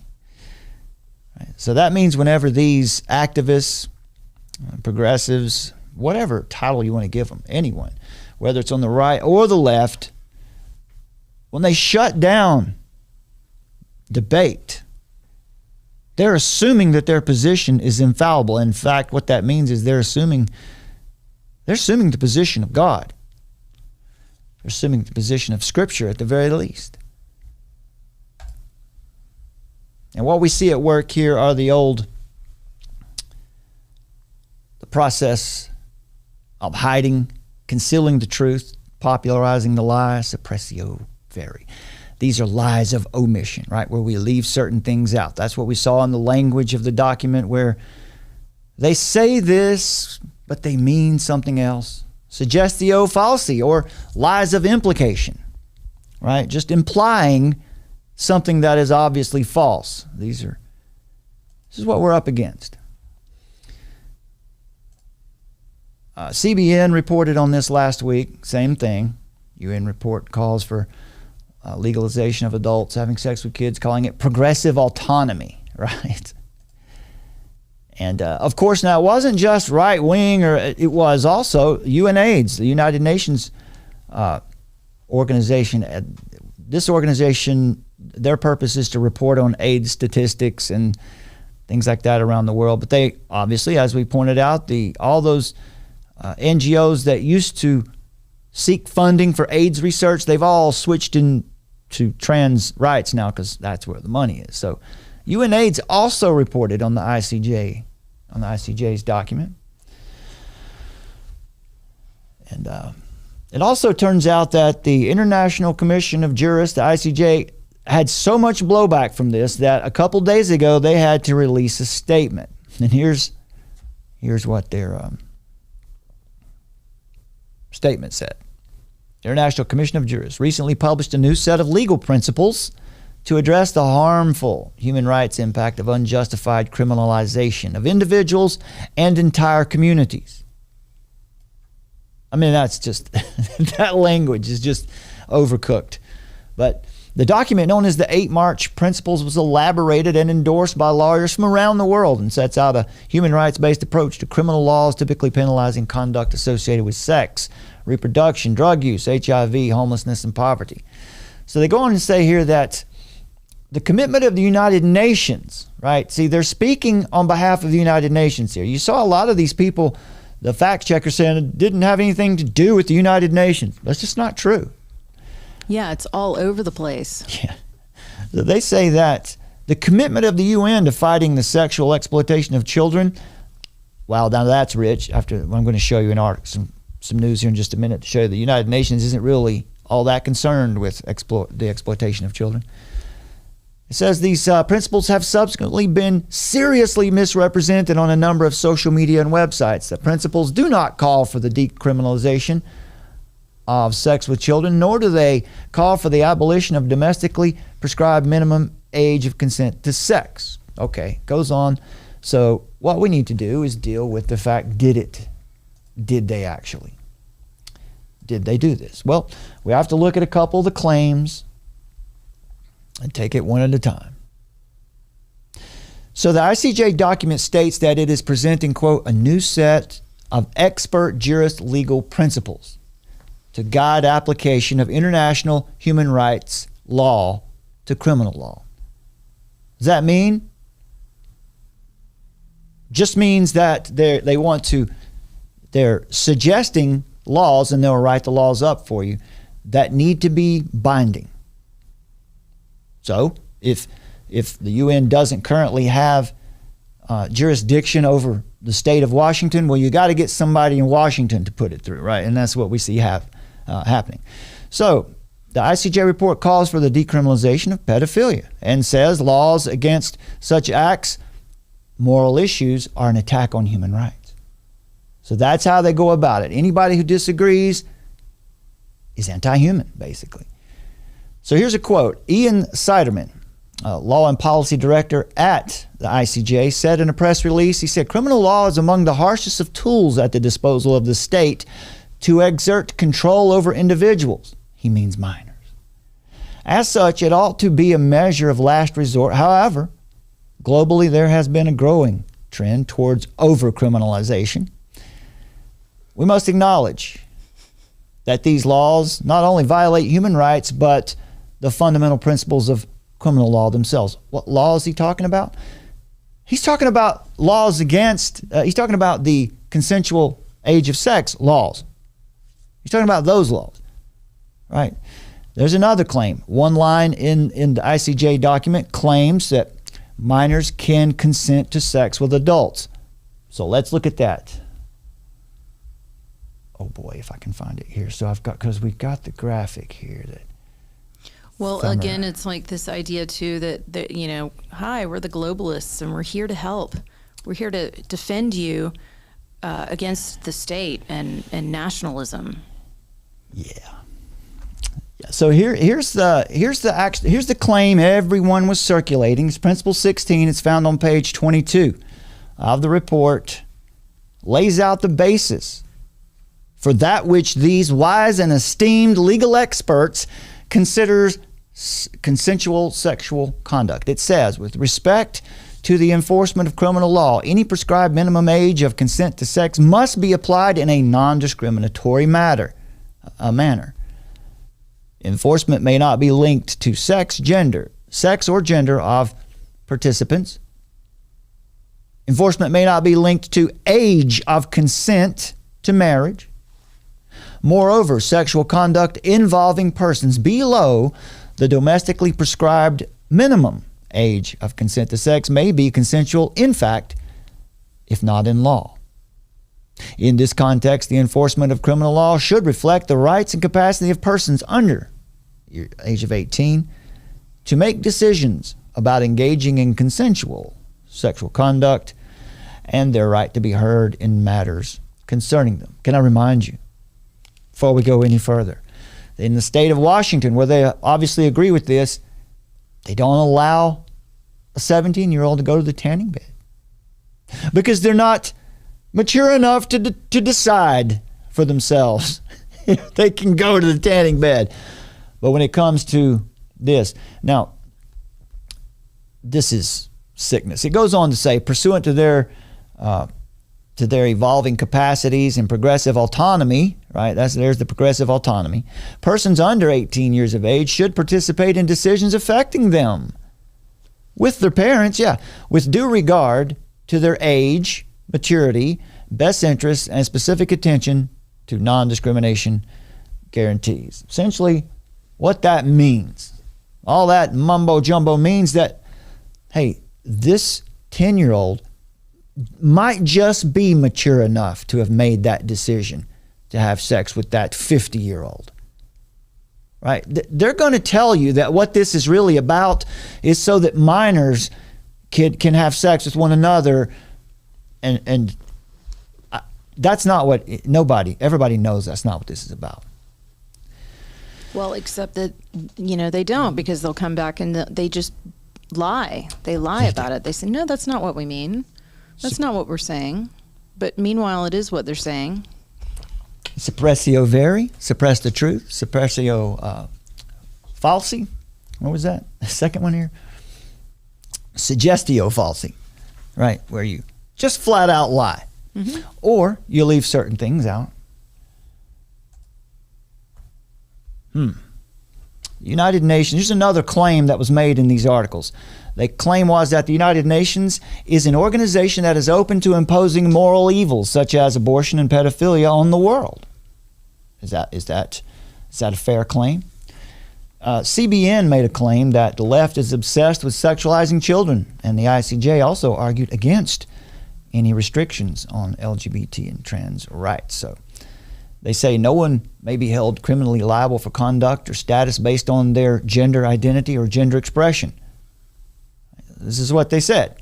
This includes gender identities and forms of gender expression that are perceived not to conform to societal expectations, or not to, right? How about gender expressions that don't even match reality at all? How about that? Those are the best ones for them. Right. The furries. Remember that story? All those stories. That's actually a thing. Like, we've come to find out that really is a thing. Yeah, furries exist. They've got like kitty litter boxes in schools, bathrooms, and stuff that's like not this. a joke. She's not kidding. There was really an article, a story we saw the other day where they had to what was it, Summer? Well, they had a kitty litter box in the student bathroom because people, like certain students in the student body, were identifying as different furry animal creatures. It's not a joke, folks. We're in La La Land now. So there's another claim that the ICJ also opposes all restrictions on abortion, writing criminal law may not proscribe, that means to forbid or prohibit abortion. Criminal law may not prohibit abortion. Now, who is that directly coming after, right? They said abortion must be taken entirely out of the purview of the criminal law. So, also, UNAIDS, which is another organization we pointed out, the agency responsible for the United Nations AIDS Response Program, recently said in a blog post on its website, continued overuse of criminal law by governments and in some cases arbitrary and discriminatory criminal laws have led to a number of human rights violations. They also perpetuate stigma, harmful gender stereotypes, and discrimination based on gender or sexual orientation. In short, the ICJ, therefore, the United Nations, is providing legal assistance, legal advice, and strategic guidance to activists, NGOs, lobbyists, and lawmakers themselves to legitimize sexual relations with minors. So that's what we want to do. We want to make sure that we come away from this with the right language. Did they legalize sex with minors? They didn't do that. Was it the United Nations? Not directly. But yes, it's not as though it's divorced from it. So the right language is to say that in the document itself, they most certainly are seeking to legitimize sexual relations with minors, adults with minors, as well as advance the trans agenda and abortion. Well, and also once these things are legalized, they will use the arm of the UN and World Health Organization. Ultimately, that's the goal. That's going to be who's going to enforce it. That's the outcome, right? That's global governance. Yeah. So our question is this. I mean, are these human rights? That's what the UN is supposed to be. That's what they claim they're doing. Are these really human rights? Is this what the United Nations Charter calls for?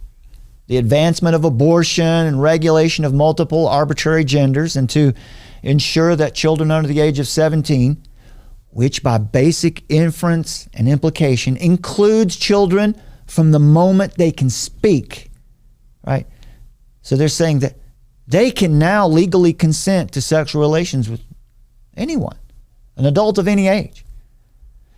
you're going to hear this particular part of the document defended on social media, in the news, on other YouTube channels, as if the document really means to apply that this is really about 15-year-olds should be allowed to consent to sex with other 15-year-olds, trans 15-year-olds with other whatever. Anyone with any common sense realizes it's not what this is about. That's not what this group of progressive activists, lawyers, is actually aiming for. The United Nations was founded on the premise that it would advocate for peace, to end nuclear proliferation, and to prevent World War III. Now that's an admirable goal, I guess, if that was really its purpose. But over its 70 years of existence, we have seen the United Nations gradually but definitely transform into what many have posited is its original intention, which is to end national sovereignty, to transform the world away from the rule of law toward global governance, and to advance this communitarian or soft totalitarian globalist agenda around the world. Also, can't leave it out, they also are seeking to inaugurate the new age and its religion of global oneism. The theosophy of Blavatsky and Bailey, of course, are included in that. It is plain to see from the ICJ's unambiguous proposed legal standards to the United Nations Human Rights Council that the United Nations has, at the very least, been advised on how to impose objective moral evils on the world. So there are 3 questions asked and answered. Let's see where we are in this thing. Sam, what do you think? You got any? Are you incensed over there? How's it going? Are you okay? I'm okay. We know that these things have to come to pass, and we just keep that in mind. But yeah, it's outrageous. Honestly, it's crazy. They've done this crazy before. Making. Summer pointed something out to me before. Also, they've done this before. Like this is important too. We can show where the ICJ has done this kind of thing before, right? With the well, first of all, what is the ICJ? Let's just quickly. The ICJ, you're going to like this, right? This is the part Summer's going to like. I think she's going to like this piece personally. Okay. The ICJ was founded in 1952. Its headquarters are in Geneva, Switzerland. All right, you can go to the website and read all of this. They say they're an international human rights non-governmental organization. What that means is they do legal advocacy. All right, so they are a standing group of 60 eminent jurists. Those are senior, old judges, attorneys, and academics working to develop national and international human rights standards through the law.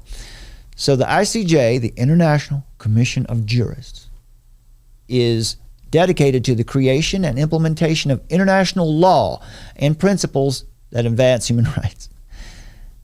The main goal, brass tacks, of the ICJ is to promote the application of international law to violations of civil, political, social, or economic nature.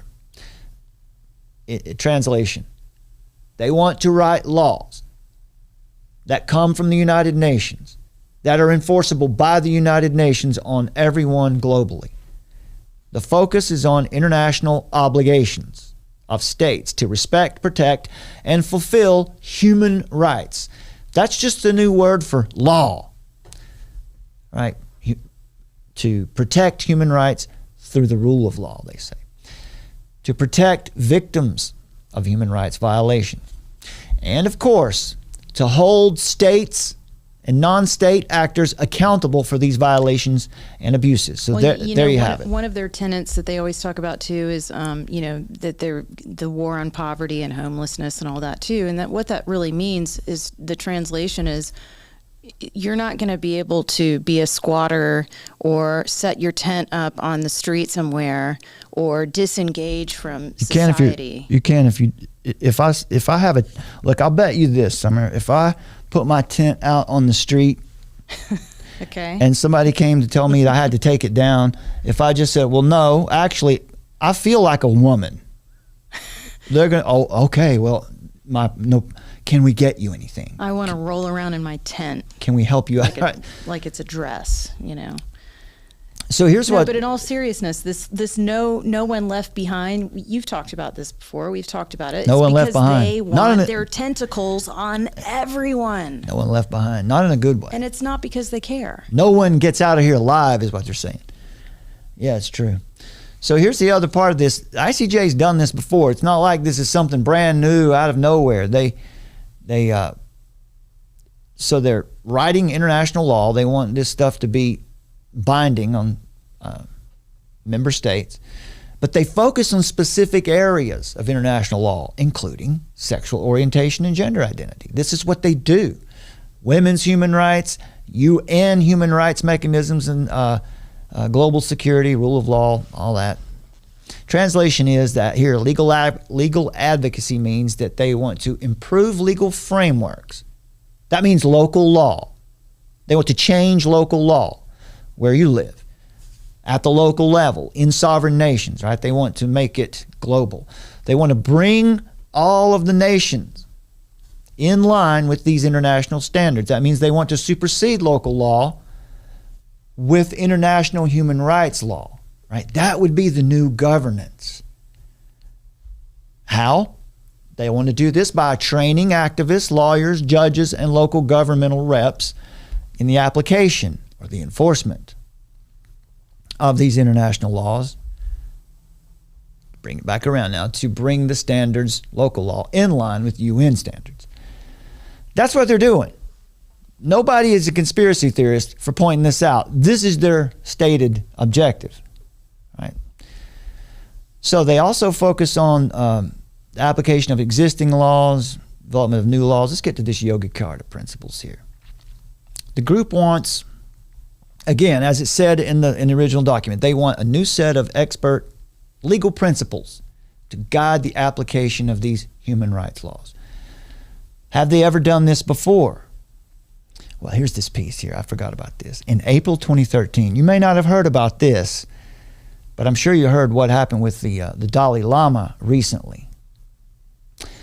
Maybe you did, maybe you didn't. I don't know. Should we look it up right quick? You guys know what happened to the Dalai Lama? Or what he? No, we don't want to look at that. Ugh. Oh, I'm not. Hopefully we won't see it. I just want to get a headline. Guys know what happened here? Let's see. I just spelled it wrong.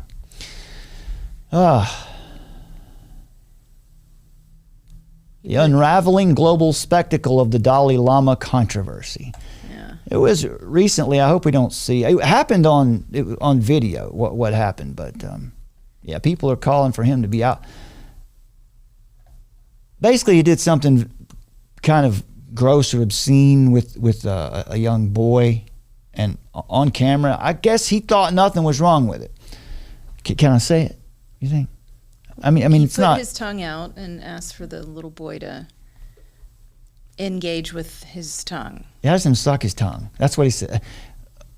I don't know what there is. I don't know. I've heard of that before. Is a thing like in somewhere else. Like I don't know that it's. I don't know.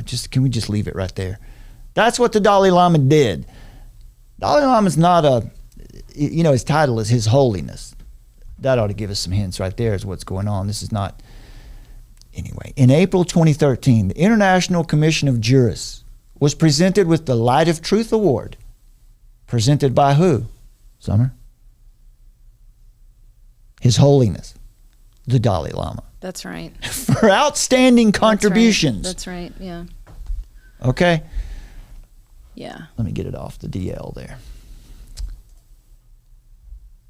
So, the International Commission of Jurists, Global Advocates for Human Rights. Here's a piece. Let's see.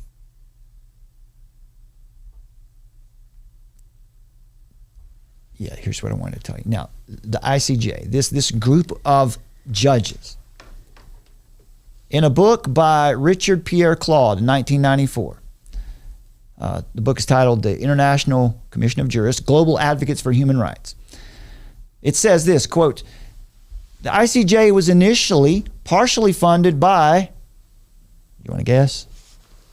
You want to make a guess at who funded the ICJ early on? The Joe Jakarta team that was responsible for putting into action transsexual and transgender health law. Worse. Who funded the ICJ early? Rothblatt. No, come on, you know. It's that organization that's at the middle of everything. Remember Kissinger? Who funded Kissinger early on? Yeah, but I remember all this. But The CIA. Well, yeah, of course. Sorry. Duh. I just caught her off guard. She was she was reading something else. It's the CIA, folks. The ICJ was initially partially funded by the Central Intelligence Agency through the American Fund for Free Jurists.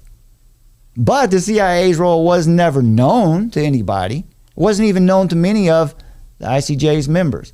Former CIA Director Alan Dulles and John J. McCloy conceived and founded the International Commission of Jurists. Ex-CIA officer and CIA whistleblower Philip Agee said that the ICJ was, quote, set up and controlled by the CIA The CEI. by the CIA for propaganda operations, unquote. In February of 2005, Peter Benenson reported for The Independent saying, quote, the CIA funding became public in 1967.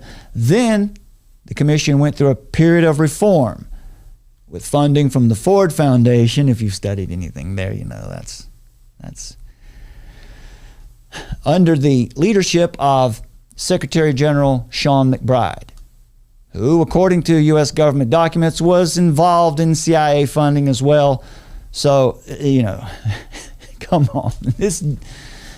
It's pretty clear what we're dealing with here. So, as I said earlier, after all this, the ICJ had to release a statement to try to do some damage control on this. They didn't do very well. They just restated their points and went on about their business. So that brings us around to what Summer was talking about there, the Yogyakarta. Am I even saying it close to right? Well, there you can say Joe Jakarta or gosh, what is it? I know, now you've tripped me up. Yogyakarta. Okay. You can say it, but there's two ways to pronounce it because of the Dutch influence versus the Javanese influence. Gotcha. So there's two different ways to say it, actually. All right. Well, there you go. There's the word on your screen, folks. What we're talking about here is they have written this before. In November 2006, the ICJ held an international meeting in Yogyakarta for LGBT rights and published the Yogyakarta Principles. The principles. Well, what's so weird about this, the too? Yogi Berra principles. Yeah, this is in Java, which is like really close to Bali, and I used to live in Bali, as many of you guys know, and at the tip of Bali, the northern end, is a city called Lovina, which is known for being a really problematic area of the world where they're doing large volumes of child sex trafficking. And I met somebody who was working for Interpol, and she was trying to intercept this, and it was really interesting. Like, she was actually taking kids, like silently, like trying to steal kids away from this child sex ring, and then like putting them on an island, an undesignated island, to just try to get those kids out of the sex ring. And so it's interesting that these people, you know, it's just so close. It's like a hop, skip away. Again, Java being right next to Bali, and Jakarta being this epicenter, as it turns out, where that's the first place that they wrote this transsexual and transgender health law. If you go to our YouTube community, you'll see I've posted it there, and inside you can look for it and you'll see the full document. But that document happened in 1993, and it was it came out of there. And then this ICJ, this is also this is like the same crew of people. And then as well, you've got there it is right there. That's right.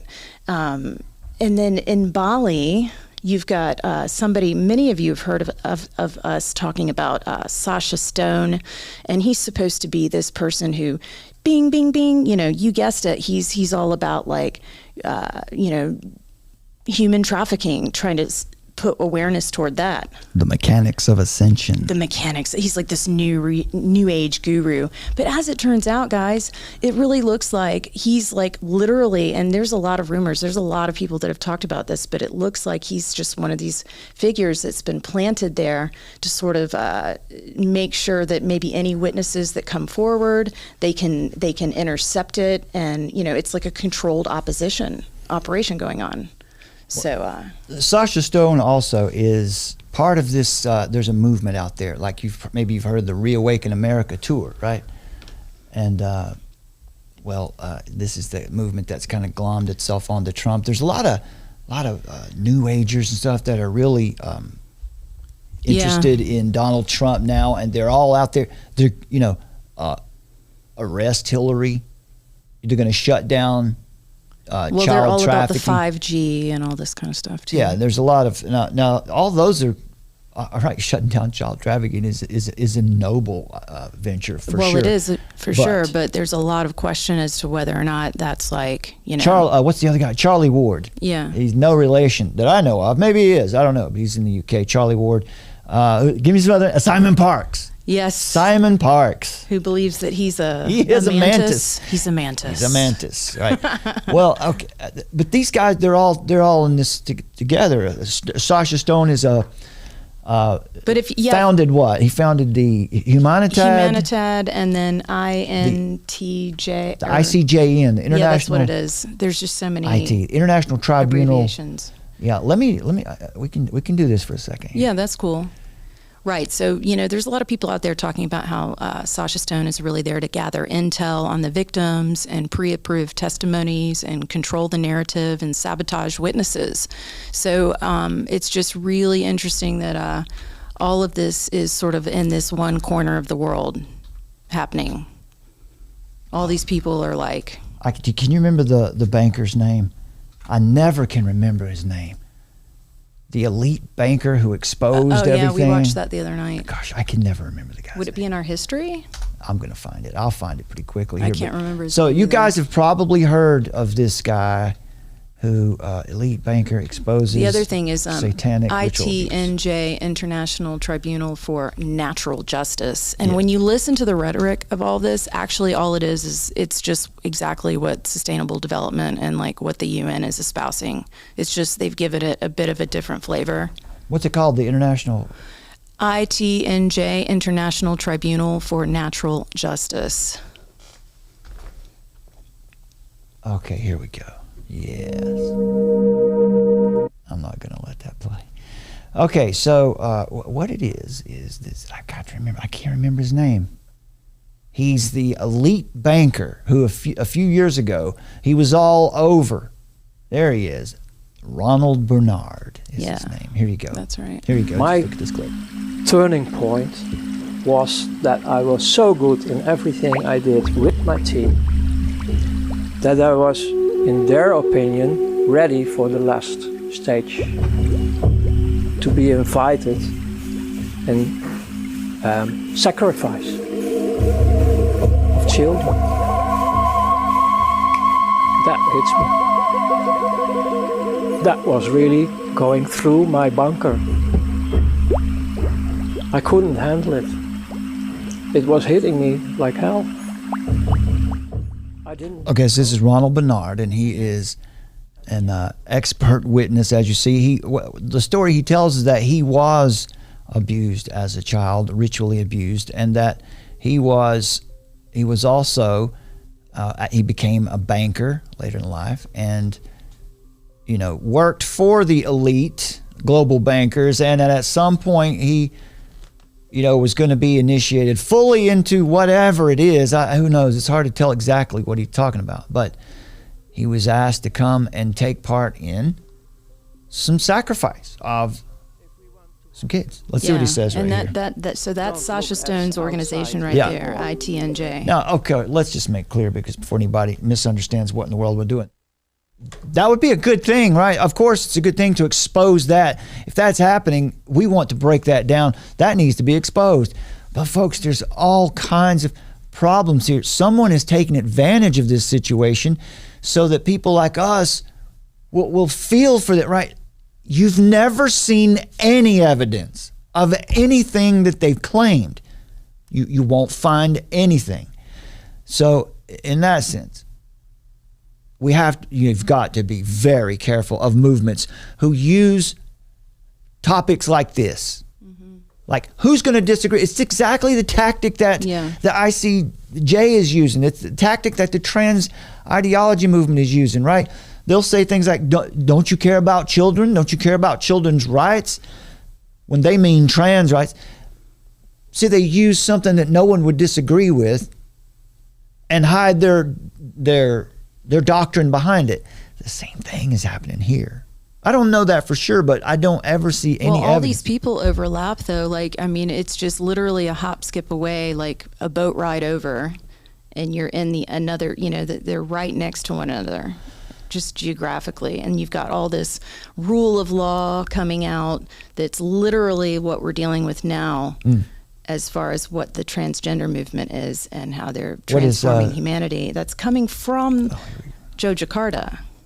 This team that's operating outside of. Here you go. We'll go to humanitarian. So here's you know what? I'm probably gonna be careful and not say his name too much because last time we talked about. Well, we've also Sasha said here. other words that are. I mean, this video. Well, I mean, the last time we talked about Sasha here. Yeah, we got. That was the last. Our whole channel was taken. The whole channel was taken down for a few minutes one day.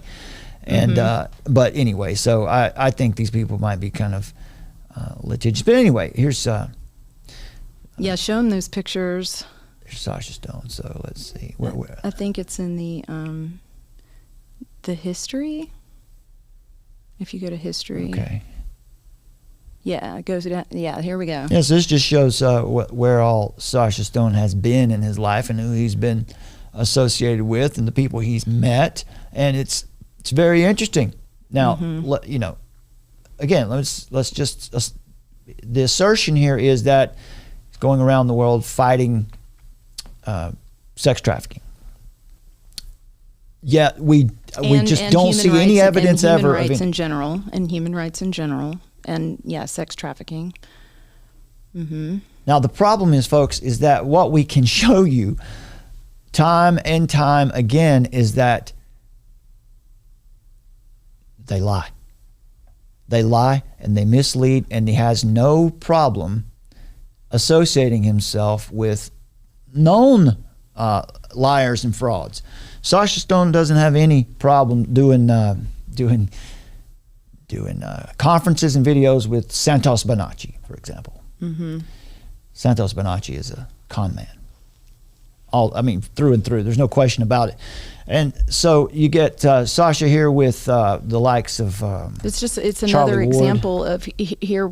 Here's this organization that's supposedly there to help people out when in actuality there's a lot of people that have come forward through the years to say that they're there as a mechanism to control the narrative when it comes to ultimately what's really going on. So and this character here, not Charlie Ward, the former Florida State quarterback, New York Knicks guard. No, we're talking about this Charlie Ward here, this white guy here. No relation to Summer and myself, but this guy is also, he's in the same, right? It's the same ilk of people. Let's go ahead and one more. Well, that ties in nicely with our segment about Blavatsky. Simon. Yeah. Helena Blavatsky that we're going to. Yeah, that was, this is not Simon Parks. There's Simon Parks. There he is. This is Simon Parks. You want to be very careful with this character too. All right. He's a mantis. Yeah, these guys they're all connected. Let's give you Santos while we're at it. Now I'm telling you, Santos will definitely attack. He does not take kindly to anybody challenging his position at all.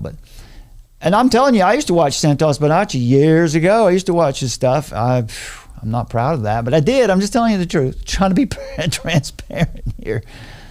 But he's a con man and a liar. Baby truthers mode. Yeah. Remember Bases and Max Spears? Bases. There you go. Bases. There's another word. UK. It's not gonna be able to find it that easy. Anyway, folks, the point here is you've got to be careful, right? Because there are people out there ready to pounce and take advantage of anybody who's doing research or wants to understand the truth about these things, who is really advocating for children out there in the world. Well, this group, if you go searching for that, you're going to find these people, because that's the front they're on, right? But I don't know for sure, so I'm not making any definite claims. I'm just saying that they associate with lots of liars and frauds. Sasha was telling when he was in San Diego last summer. Remember, nay. He said We showed it. he was going right out to right after that meeting in San Diego to meet with some aliens in the desert. So come on, guys. You know, we can do better than that if we want to find co-belligerents in our. Well, that's just how ridiculous it gets, too. You know, it's the Galactic Federation of Light. So. Let me give this little piece here too before we move on to our last section here. This segment got out of hand. It did get out of hand. It got out of hand. But I thought it would be. Well, we're talking about this area of the world, so where this legislation is being born. Yeah. So there was an article that the ICJ wrote themselves, and it's about. Right, here it is. Decolonizing the law. Now, I told you that I had an article where I saw the ICJ was writing revisionist history and misleading the public. This is from April 12th of this year. The title is Decolonizing the Law. Repeal Antiquated Morality Laws. Let me just share a little bit from this article. It says, the conversation around criminalization of consensual same-sex relationships, being a deeply damaging legacy of British colonialism, has once again risen to the forefront as former colonies contend with decriminalization attempts via legislation and or courts. So the context here is it's colonialism, right? Listen carefully, because what they're talking about is traditional Christian values. When they say morality laws, when they say Puritan ideals, they're talking about Christian tradition. They say as of March 2023, the ILGA, that's the International Lesbian, Gay, Bisexual, Trans, and Intersex Association, has identified 62 UN member states that still criminalize consensual same-sex relationships in law, while 129 member states consensual same-sex conduct is legal. And they say that the ones where it's not legal is because there's still the effect of the legacy of British colonial rule. Now, we hear that in the United States a lot too. It's white supremacy, white Christian nationalism. That's colonialism, right? It's not true because it's all white Christian nationalism, or it's British colonialism. So it's all false for that reason. Similar provisions were exported all over the colonies in their respective penal codes and became known as buggery laws or sodomy laws. A main reason identified by researchers for the importation by the British of these laws to the colonies was said to be, quote, the need to protect British soldiers from being led astray by the exotic and overly erotic Oriental culture of Asia and the Middle East. The British also enacted vagrancy and beggary laws to criminalize begging, loitering, and homelessness in the colonies, purportedly to keep the labor market thriving. So have you caught on to the theme here? Any kind of law that intends to keep order, whether it be natural law, order in natural law, or just order on the streets, has to be done away with because it's oppressive. It's colonialism, right? It's old. In 1967, England and Wales decriminalized homosexual acts between two men, both over the age of 21, in private, following the recommendation of some committee. The committee report from 1957 studied the relationship between criminal law and morality popularized by political philosophers John Stuart Mill and H.L.A. Hart. The report states, quote, unless a deliberate attempt be made by society through the agency of the law to equate the sphere of crime with that of sin, there must remain a realm of private morality and immorality, which is in brief and crude terms, not the law's business, unquote. Translation. It indicates that the function of criminal law should be to prevent harm and not to legislate on moral values. Unless it's our moral values, right? Because everyone's making a moral claim. When someone tells you you cannot legislate morality, folks, that's all law does. That's what law is there to do, right? Is to separate morality from immorality. So, false paradigm. In April 2018, the British Prime Minister Theresa May made a statement to the Commonwealth nations in which she expressed regret for their legacy of discrimination. She called upon the Commonwealth states that had not done so to immediately decriminalize same-sex relationships. So it's a movement, and it's been at work for a while. So they're basically, in this article, they're talking about, they're advocating for legal change in Sri Lanka. What they say here is, in Sri Lanka, sections 365 and 365A of the Penal Code criminalize, quote, carnal intercourse against the order of nature and acts of gross indecency, unquote. Interesting, right? That they would have a law that says carnal intercourse against the order of nature and acts of gross indecency. And that this group would be saying, hey, we've got to get rid of such things. Like the beggary laws in India acts as a law regulating decency, penalizing certain social behaviors such as behaving in a riotous and disorderly manner, wandering, idling, gathering, or collect alms under false pretense, the exposure of wounds, deformities, leprosy, or loathsome disease, or soliciting or acts of indecency. So generally, these are just laws that were meant to just keep order, keep the streets clean, to make it so people could visit and walk down the street, it seems like. The police routinely use the vagrants ordinance to arrest people for their real or imputed sexual orientation or gender identity or gender expression. Now we have to take their word for it because they don't give us any statistics or any kind of links to follow up on that. They just told us that's how it is. In most instances, the charges, though, are not filed and they're seldom taken to court. So, not that big of a problem, I guess. In a briefing paper published last year, the International Commission of Jurists called for the repeal of the Vagrants Ordinance. Of course they did.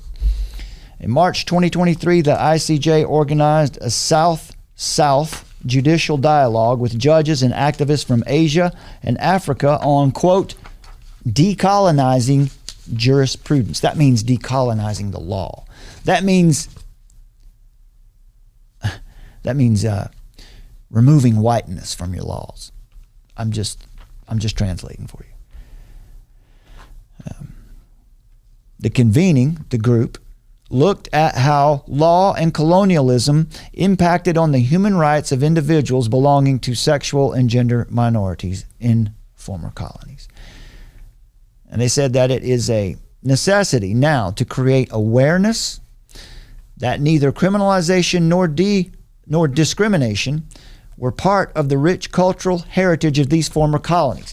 Now here's you're going to hear where they rewrite history for you. This is revisionist history.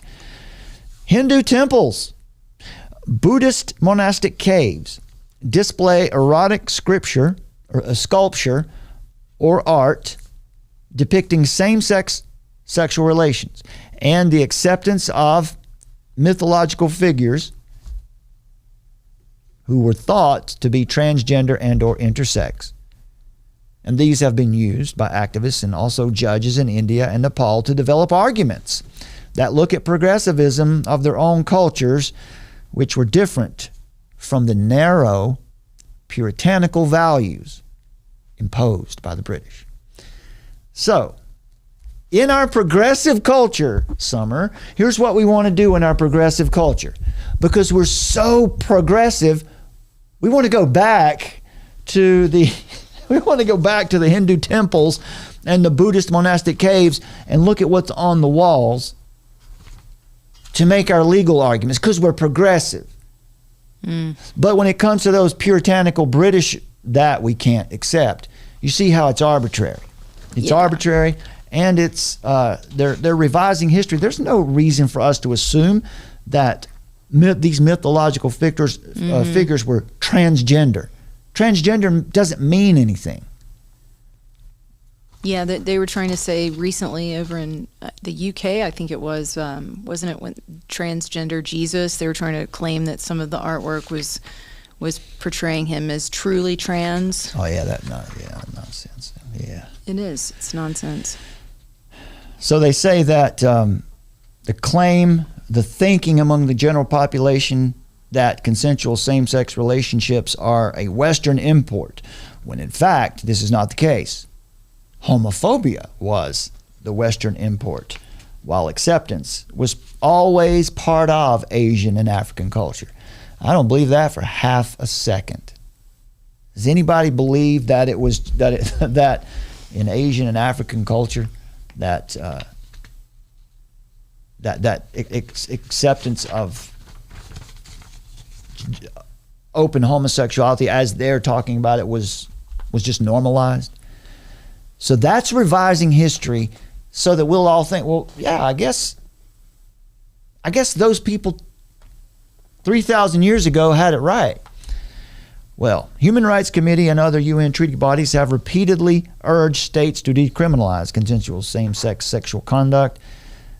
And so they say at the end here, Sri Lanka must now show its resolve to disengage from the moral policing of its colonial past and move towards equal protection and non-discrimination of LGBTI, it's different letters, individuals by decriminalizing consensual same-sex relationships, as well as introducing much-needed legal reform to protect the rights of sexual and gender minorities. Why have I shared that with you?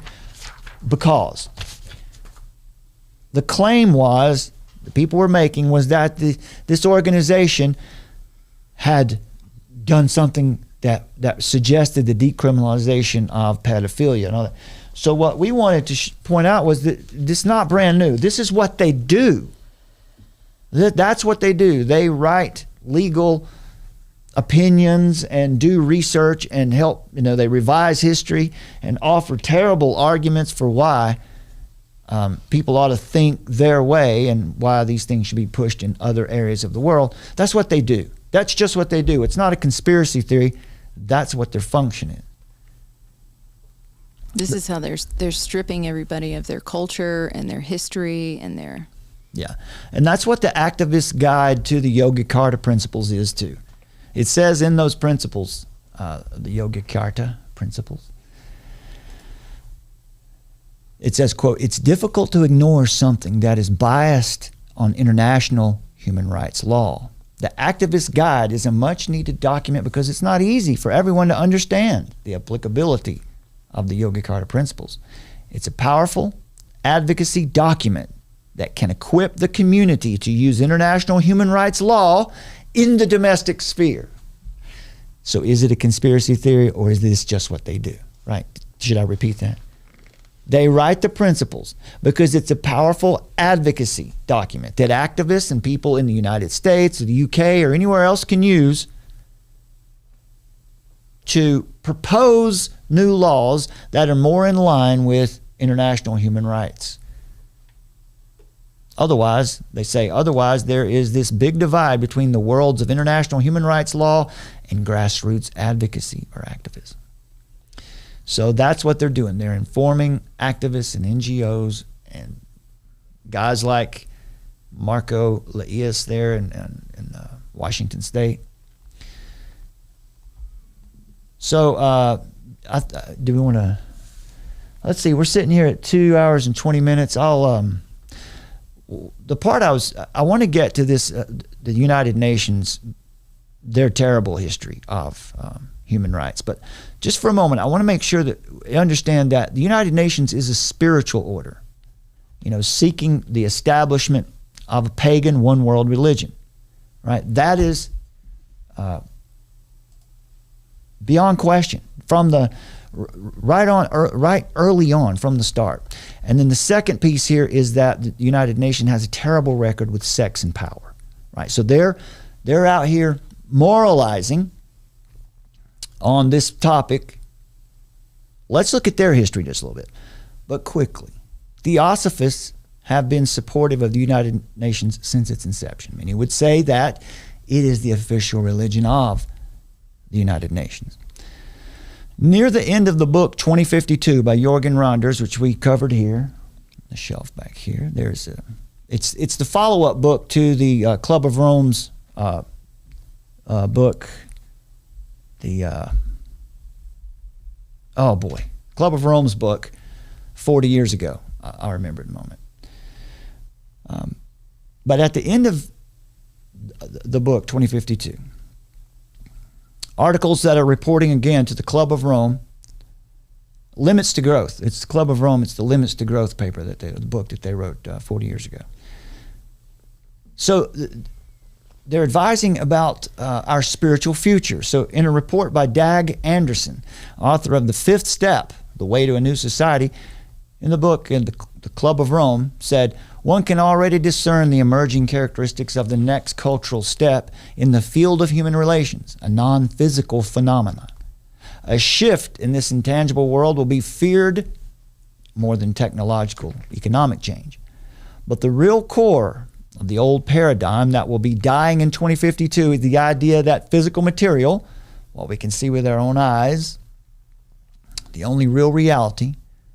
Currently, thoughts, feelings, and spiritual phenomena are considered side effects, subordinate to the physical processes.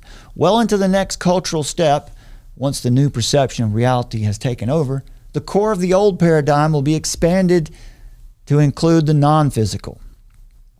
Phenomena that have been left to religion from the time of Descartes will once again become an integrated part of our perception of reality.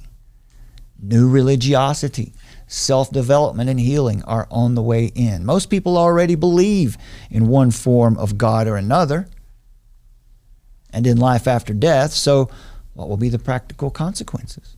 The next step is transformational change. People will experience their own existence in a different way. The old paradigm will seem narrow and primitive. Now that's the language of the ICJ as they talked about those puritanical old British Christians. A growing constituency has already started on the path toward self-development. For this group, the development of consciousness has become a goal in itself, to mature beyond adulthood. So, that's the idea. That's where it wants to, that's where they want to go with it. He goes on, he talks about other things like within the next 40 years, an event will take place that will alter not just the history of our species, but the evolution of life itself. So we're getting some transhumanism notes here. Something called the third flowering. Of course, in biological or cultural evolution, there's no ultimate objective, nor will there be one in digital evolution. So there's no God here. There's no telos to the universe. There's no purpose. So we have to create it on our own. All right. So that's the underlying thought process. But then Blavatsky and the United Nations. Joy Mills wrote in an article about Elena Petrovna Blavatsky and the United Nations in 1970, discussing the views of Theosophical Society founder HPB, saying to link Blavatsky and the United Nations may seem incongruous, yet there is certainly a relationship between the goal which she set forth in the re-enunciation of an ageless wisdom concerning man and the efforts to realize that goal in practicality through world order under world law. The alternative, in her opinion, is world chaos and world destruction. In May 1889, Blavatsky published in her journal, Lucifer, an analysis of our cycle and the next, stating unequivocally, quote, "If theosophy prevailing in the struggle, its all-embracing philosophy, strikes deep root into the minds and hearts of men, if its doctrines of reincarnation and karma, in other words, of hope and responsibility, find a home in the lives of new generations, then indeed will dawn the day of joy and gladness for all who now suffer and are outcast." Does any of this, does this language sound familiar? Mm-hmm. Doesn't it sound exactly like the language that we hear from even the lawmakers, even Marco Laius? He was same language. This is the spirit of the movement. Because theosophy ultimately to them is altruism. Yeah, and the externalization of the hierarchy, Brad and I always talk about that because that's what she predicted. Go ahead and describe it. Well, I mean, or explain it a little bit. Because we're living in the inversion. We all talk about it all the time. I see it in the chat. I see it in the comments. What's good is bad, and what's bad is it's inverted, and all of it is coming out from the shadows. And it was predicted that one day we would be living in the externalization of the hierarchy. There's the book right there, and we're simply witnessing that. No ifs, ands, or buts about it. We're now in this time where they are so prideful and just like, here we are. This is how it's going to be. If you're not happy with it, you're going to be, canceled, and so we're officially in these times. James Perkins was president of the Theosophical Society. He was in America from 1945 to 1960. Now that's right at the beginning of the United Nations. He spoke in a public lecture in 1942 about the need for international structure. He said, if the post-war world establishes a federation of free peoples strong enough to promote the end of military aggression, remember that was the original charter. He said, quote, "We will have a world in which human intelligence will organize and distribute the ample resources of nature and devote itself to human progress rather than to destruction." Perkins, vice president of the Theosophical Society in America, said in a lecture at another lecture, he said, "But tomorrow's world," he cautioned, "will inevitably grow out of today's acts." Right? Getting into this idea of progressive, getting out of the tradition now. Since human progress advances or falls upon the moral and spiritual integrity of the main body of its individuals, the condition of tomorrow's world rests squarely upon the question whether men in their daily lives are given expression to those universal principles which are in the ethical foundations of any great and enduring world order. So after World War II, James Perkins was appointed by Adyar, President C, this is a long name, Janara Jadasa, to be the Theosophical Society's delegate to the opening conference of international groups. Anyway, that's more detailed than we need. The program of meetings was designed primarily, though, as informational. The functioning of specialized agencies and commissions of the Economic and Social Council. So this is the early form of the United Nations. Discussions of ways in which the non-governmental organizations might voluntarily aid in spreading information about the United Nations. Social opportunities were afforded for the delegates to become acquainted with and to meet those who established and the first Secretary General of the United Nations. And at that meeting I just mentioned, Eleanor Roosevelt attended. She addressed the delegates at the dinner.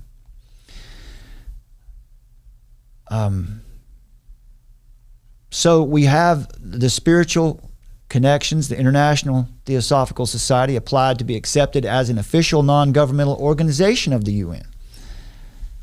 Wasn't accepted right away, but most NGOs of that area were not. But eventually were accepted in other ways. Let's see.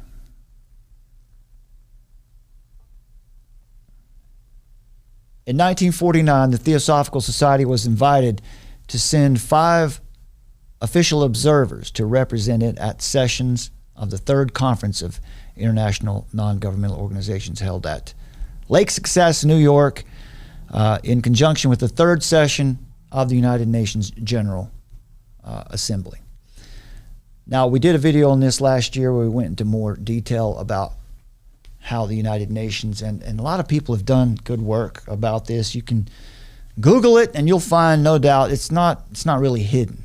So there's a lot of good information out there about this. It's just something we've already covered.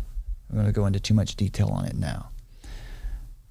But the way we want to wrap this thing up with tonight is to ask our final question. With all we've heard tonight, is there any good reason for us to trust the United Nations, especially when it comes to our children, especially when it comes to what we've heard tonight, specifically when it has to do with sex and establishing laws and separating parents from children? Is there any good reason for us to trust the United Nations that they're going to do the right thing? Top child advocate at the United Nations recently, look at this article here. This is from 2018. Top child advocate at the United Nations funded charity pleads guilty to sexually assaulting a boy. Report from Cheryl Atkinson. The original article is from the BBC in February of 2018. Peter Newell, 77, sentenced to prison. His victim was 12 years old at the time. Newell was a top official at the Association for the Protection of All Children charity, which was funded in part by the United Nations. A children's rights activist was Newell, jailed for sexually abusing a boy. And this happened in the 60s. News of his imprisonment comes amidst warnings that predatory pedophiles are exploiting the aid sector. The aid sector, after 125 British charity workers were accused of sexual abuse in 2017. Newell admitted to 5 indecent and serious sexual assaults on a child under 16. He was working for the Association for the Protection of All Children. And the group said its objectives are to prevent cruelty and maltreatment of children and to advance public knowledge in the UK and abroad. Should we trust the United Nations? Here's the second piece. Leaked report details that UN peacekeepers, sexual exploitation and abuse. March 2015. The scale of sex abuse at the hands of United Nations workers could be huge. The shocking fact is pedophiles target aid organizations. That's probably not, it shouldn't be surprising. In early 2017, United Nations Secretary General admitted to 145 incidents involving 311 victims. We're talking about children. In 2016 alone. All right, so in 1 year, 145 incidents, 311 victims, mainly happening around peace operations. Something is severely wrong at the UN. Governments should demand from the United Nations that it clearly states that the organization's position on child abuse. Does the UN think perpetrating, aiding, or assisting in child abuse is really performing its duties? Will the UN insist on legal immunity for its staff, as it has done in the past. If by some moral abhorrence, some person in the United Nations could even consider that child abuse is part of their duties, the convention allows the Secretary General to waive immunity, quote, in the interest of justice. This is the United Nations. Immunity to commit rape. What more justice can there be than protecting children from rape? The United Nations is turning a blind eye. Here's another article. Turning a blind eye. Let's see where to go.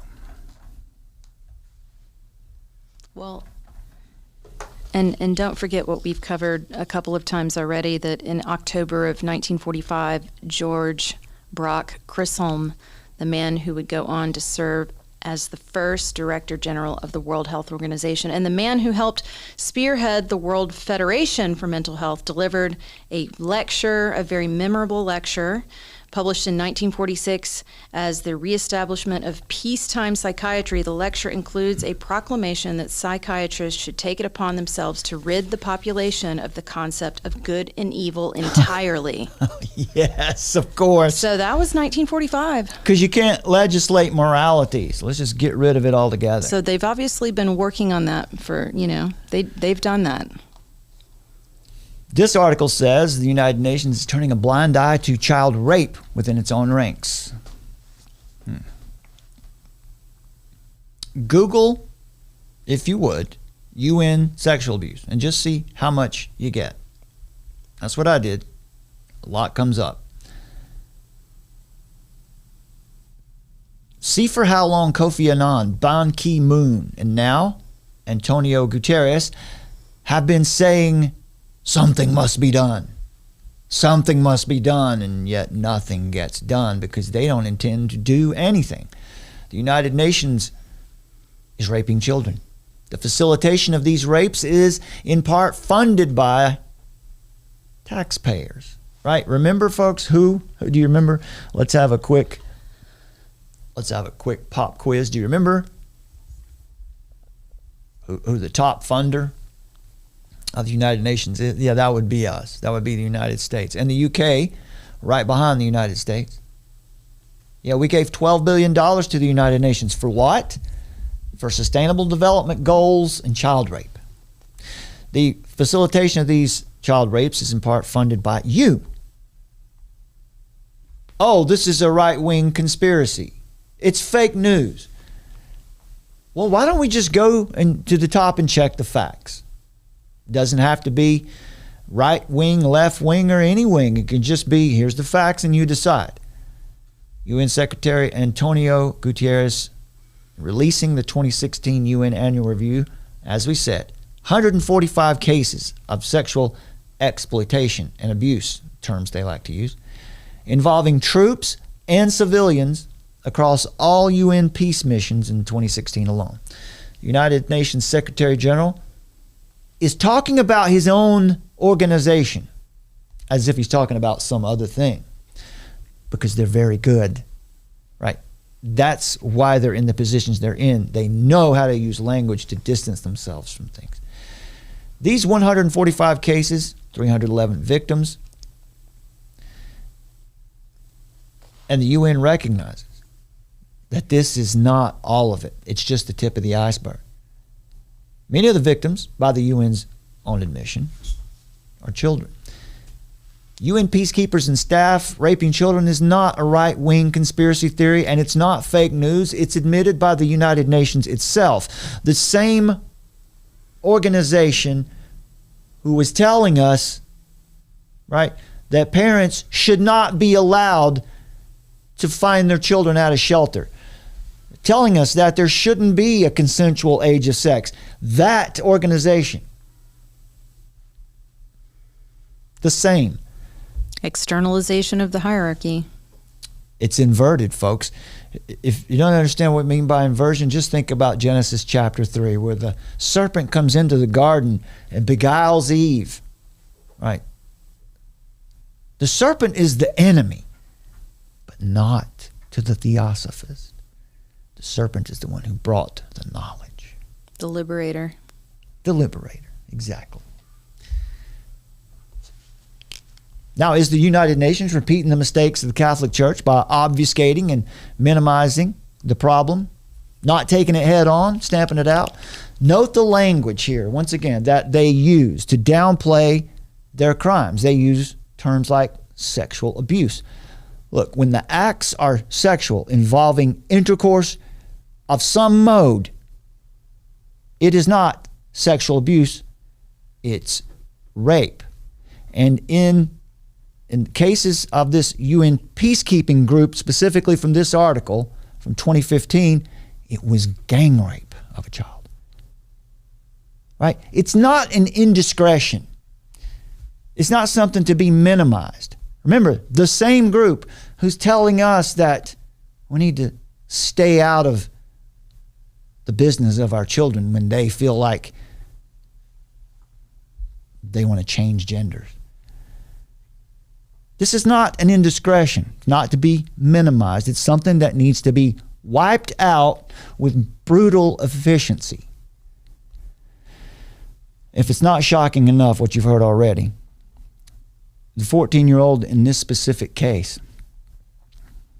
became pregnant, as many others who are abused do, and her rape was paid for and facilitated by me and by you.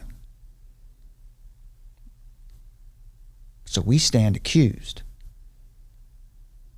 We paid for this gang rape through our taxpayer funds to the United Nations. So you tell me whether or not you think Donald Trump is the good guy or the bad guy for wanting to cut funds to that dark entity. Well, if he actually wanted to. I was just going to say, if he actually wanted to. I mean, it could just be things that he, some talking points. Could be. Definitely could be. Yeah. And so we know also that there are billionaires who have, as we pointed out earlier, who have been involved with this movement for a good long while. And it is all a twisted tangle of darkness, and it's Satan. It's Satan at work in the world. It's evil. So let me bring us down the stretch here with some encouragement and some comfort through understanding. Because we need, I think, for me, as I was reading through this and researching, I found myself wanting to find something that would be encouraging and comforting after all of this.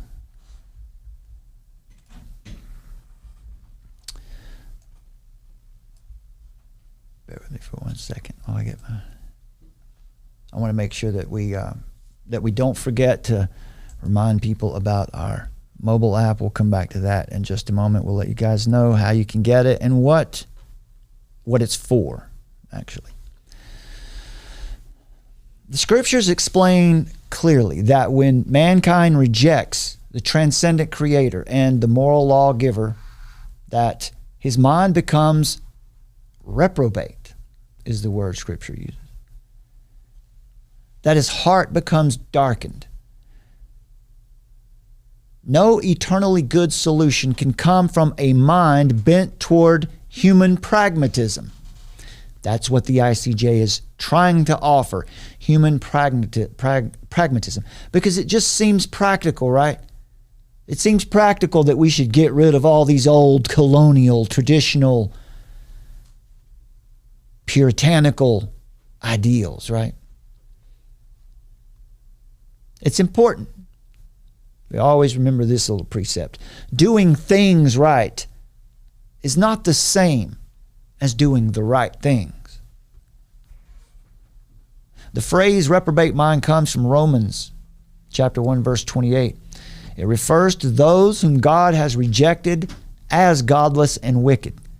They, quote, suppress the truth by their wickedness. And God's wrath is on these people. Now, does that seem more understandable as we evaluate the world and our local leaders today? How many of you thought that in our lifetime we would see actual leaders in the freest land that has ever existed in the world calling for the segregation of society based on vaccine status.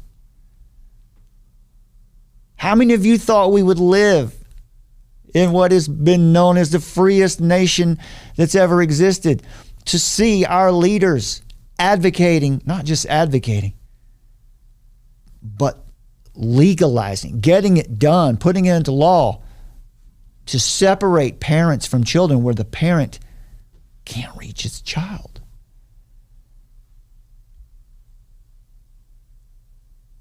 What about this? Whoever thought we would live to see the imprisoning of pastors who respond to the heartfelt request of a sinner to be counseled biblically, something that is now called conversion therapy and brushed off as some kind of evil. The Greek word translated reprobate in the New Testament literally means unapproved or rejected. By implication, the word means worthless. Literally or morally, worthless. You tell me, do we want these kind of minds that are biblically defined as morally worthless deciding the futures of our children, our grandchildren, just us next week? In 2 Timothy chapter 3, verse 8, the reprobation is referring to corrupt minds that resist the truth. We often hear these leaders mention God or a God when they speak about their decisions. They might even claim, as the governor of New York did famously a couple of years ago, that it's God's will to follow the government in the mass vaccination agenda. Or you might hear them say that it's God's will for a person to be free to choose abortion. Or that it's God's will for someone to indulge his sexual identity, marry a member of the same sex, be able to have sexual activity with the child. In Titus 1:16, the reference is to those whose works are reprobate. Quote, they profess that they know God, but in works they deny him, being abominable and disobedient, and unto every good work reprobate. Unquote. Now there's that word abominable. You only hear that word used a couple times in Scripture, and one of them certainly has to do with sexual orientation. The reprobate mind has some knowledge of God, knows about God, and even knows of his commandments, but their lives are corrupt and selfish. Not according to the world's standards, but God's standards. And they have no real desire to please God. Their own way of success or achievement is justified, and it's acceptable to them and most of the world. And so the reprobate mind, or rebel wisdom, is that which is corrupt and worthless. It might sound really good, and there might even be some intellectually excellent observations made. You'll probably hear many great insights about truth, but ultimately the worldview is flawed, and truth is lost in the desire to exalt mankind, and any solution flowing from that person, from that source, will certainly cause more suffering. Right? You can't get anything but bitter water from a bitter fountain. We don't just need the Bible to tell us this. We have history to make the case for us. The Westminster Confession of Faith says, by the decree of God, for the manifestation of his own glory, some men and angels are predestined unto everlasting life, and others foreordained to everlasting death. So if the minds, some of these minds cannot be changed, does that mean that we're doomed? What does that mean for evangelism? The answer today is the same answer that it has always been. The gospel is the power. Christians are commanded in Matthew 28:18 and 20, go therefore, Make disciples of all the nations, teaching them to observe all that I've commanded you. A person with faith will not have this reprobate mindset because they have been recreated into a new creation, regenerated. 2 Corinthians 5:17. So we're commanded to go make new creations in the world. It's not us that does it, but the gospel that causes the transformation. Romans 1:16 through 17. It is God's work through us. This is the mission of the new covenant. But what does it mean for a person to be a new creation? It means that the person lives differently, speaks differently, has new desires, sees the world differently, doesn't live dangerously, but doesn't fear death either, and sees the world and truth in a whole new light. The light of the Savior indwells that person. And that is how the world is changed. One gospel at a time, one heart at a time, one community at a time, one town at a time. To be truly in the faith means that the Holy Spirit will help us live a God-honoring life, John 14:26, and to achieve God's will for the world in the world. And so we trust God in the face of evil. How can we trust God when we see this? We can know that God is the restrainer of evil in the world. To the individual, God has said, submit to the law of God and your conscience. To the child, submit to the law of God and your parents. To the citizens, God has said, submit to the law of God as enforced by the civil authorities. Submit. America's Christian roots have passed this truth down to us. How does God restrain evil? God has designed knowledge of himself and the difference between right and wrong into every human heart as a personal restraint on evil, because it's man's nature to tamper with God's perfect design, as we've seen clearly here tonight. But as Romans 1 tells us, truth can be suppressed. But knowledge of God is designed into every last soul. We see that in Ecclesiastes. Secondly, God has designed the family as a restraint on evil in relationships. And that's the foundation of society and civilization. It's so foundational that God said, I hate divorce. What God has joined together, don't let any man disrespect, separate, redefine, pervert, or forget. To the child, Deuteronomy 27:16, cursed is he who dishonors his father and mother. When faithful parents take the responsibility to teach their children to love and obey God, and children honor their parents, that family passes on righteousness from one generation to the next. So, God restrains evil through the family, through teaching, accountability, discipline, comfort, and love that comes from the family. And it doesn't mean if you didn't have one, you can't have one now. You can start one. All it takes is two of us to do it. When the family is forsaken, the nation is cursed and judgment must come. Thirdly, God has designed the civil magistrate, the civil authority, as a restraint on social evil. Now that's difficult with what we've seen here today. But the duty of the civil authority is not charity. It's not to give things away. The duty of the civil authority is not economics. It's not to create jobs as if it could. It's not to provide a safe haven for lawlessness either. And it's not to release the people from their God-designed conscience.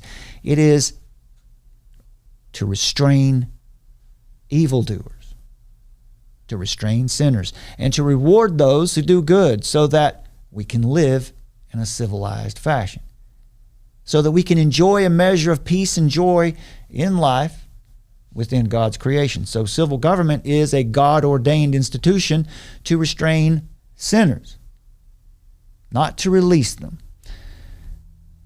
But there's no authority except from God, and those which exist are established by God. That doesn't mean that every person in authority has some divine right. They get it wrong a lot. No man in leadership has the authority to do whatever he wants as if he were God. But we do see that, don't we? The government as an entity in any form is an institution of God. And so to resist a God-ordained institution is simply rebellion, biblically. And when you resist a God-ordained institution, when you're in rebellion, judgment will come. The primary duty of civil authority is the moral well-being of all the citizens. To protect the church. Have you ever heard that?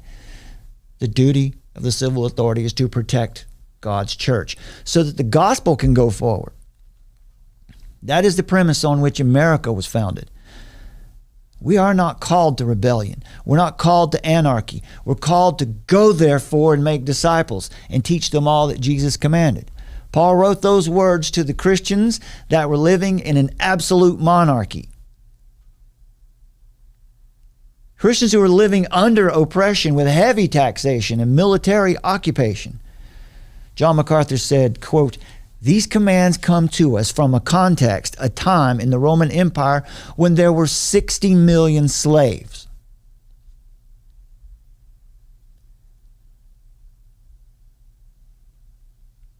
This means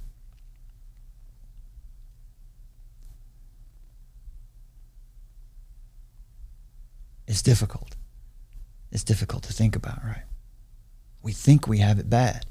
Number 4, God has designed the church as the fourth restrainer on evil. And the church is designed as a spiritual restraint on evil.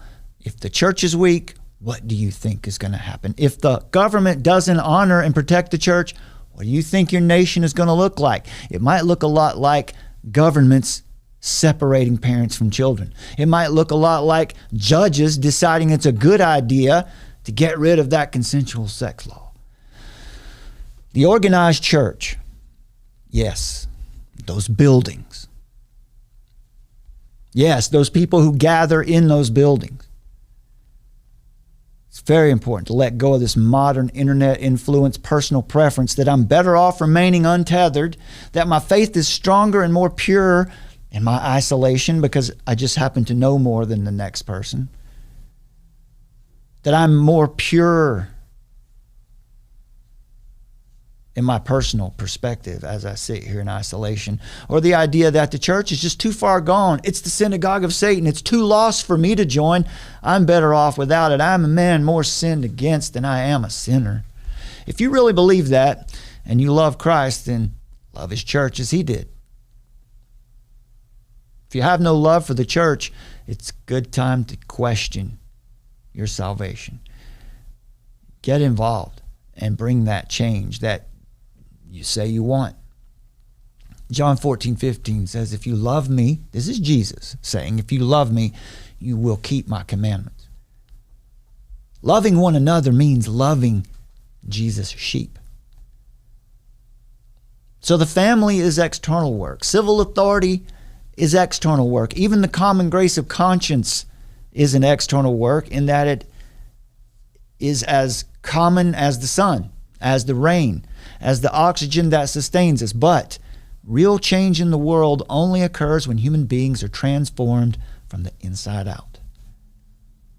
We can't they're trying to force their will on us. We don't respond by forcing our will on them. That's not what we're called to.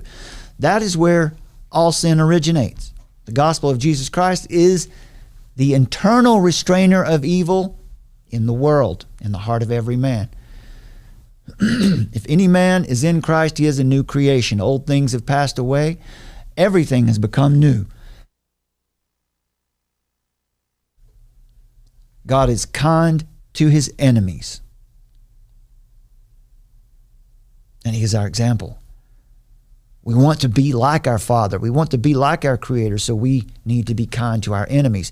Every breath that the wicked man takes is an example of the mercy of our holy God.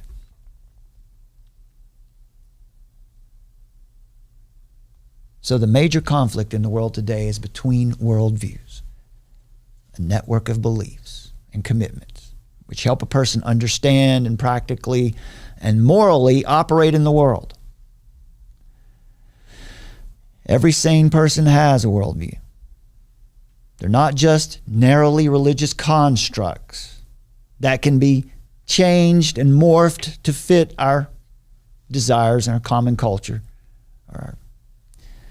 Worldviews are based on foundational philosophical presuppositions. If your worldview is false, you'll have an inaccurate grasp of reality. The worldviews answer 3 basic questions. What is real? What is the nature of reality? It's metaphysics. How do we know what we know? Epistemology. And how should we behave? That's ethics. And there are really only 2 worldviews in existence.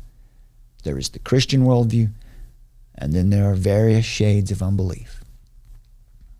As Christians defending the faith, we must think and respond according to the worldviews we encounter.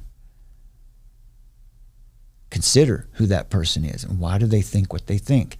In other words, always be willing to challenge their basic assumptions about reality. You might share some common ground in some areas of thought with the unbeliever. However, there is no such thing as a neutral ground on spiritual and moral matters. Now, these people at the International Commission of Jurists in the United Nations would like for everyone to believe that there is a neutral position. There is not.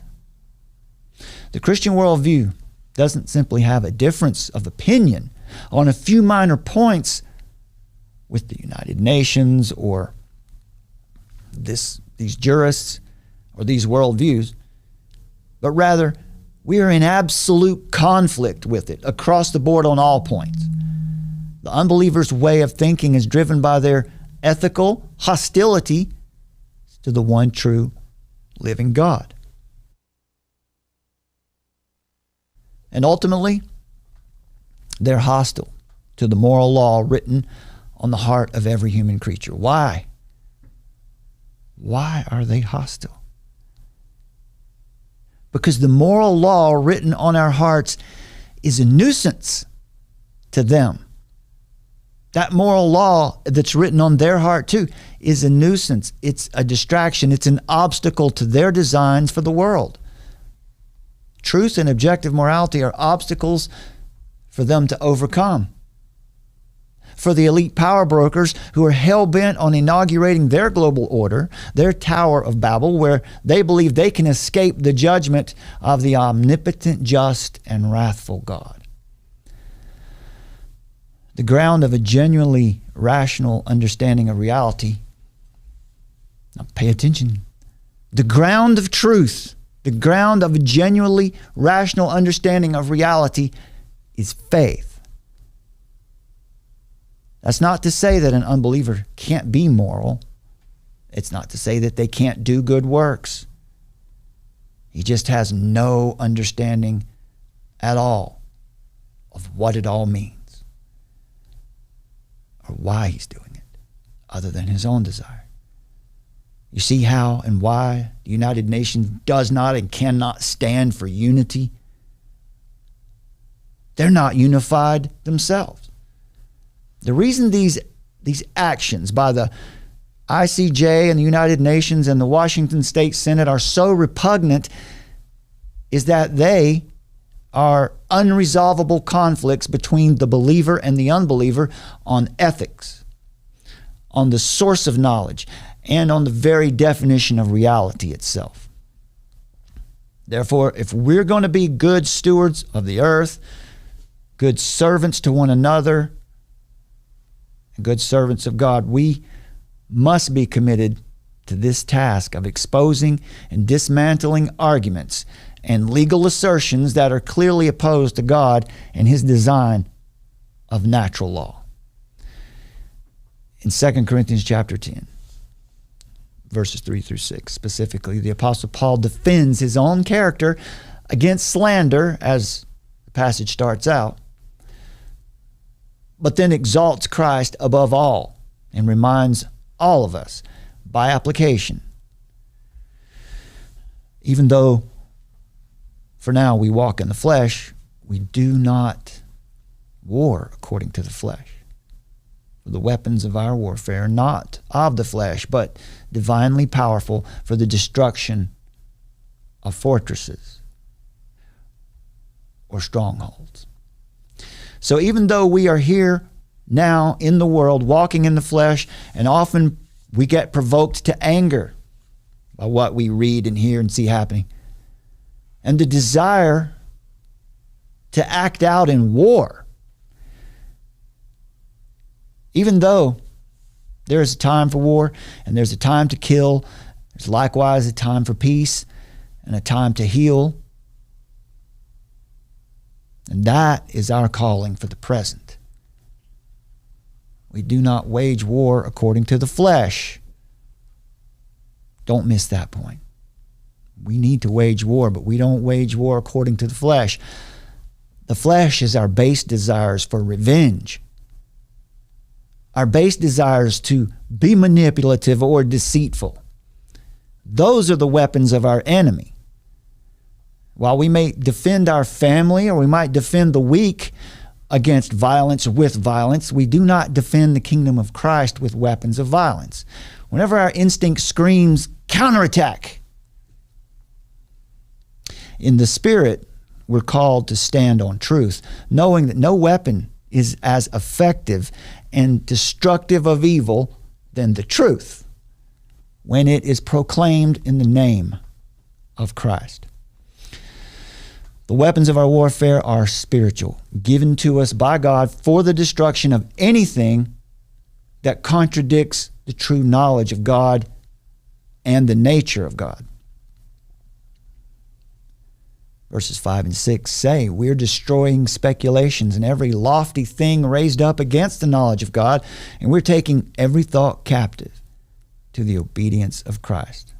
And we're ready to punish all disobedience. And we have to be careful about the context of this scripture so that we honor God's word in its true intention and not what we would like for it to mean. We're the ones with the strongholds in our hearts and in our minds.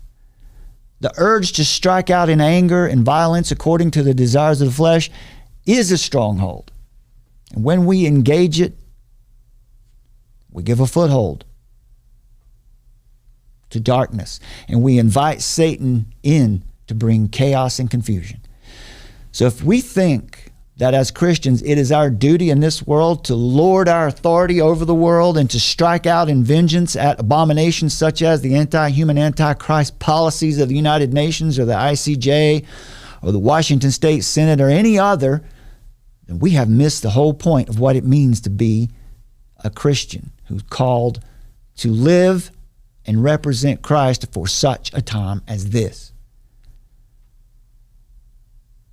One great theologian said, quote, "For nothing is more opposed to the spiritual wisdom of God than the wisdom of the flesh, and nothing more opposed to his grace than man's natural ability."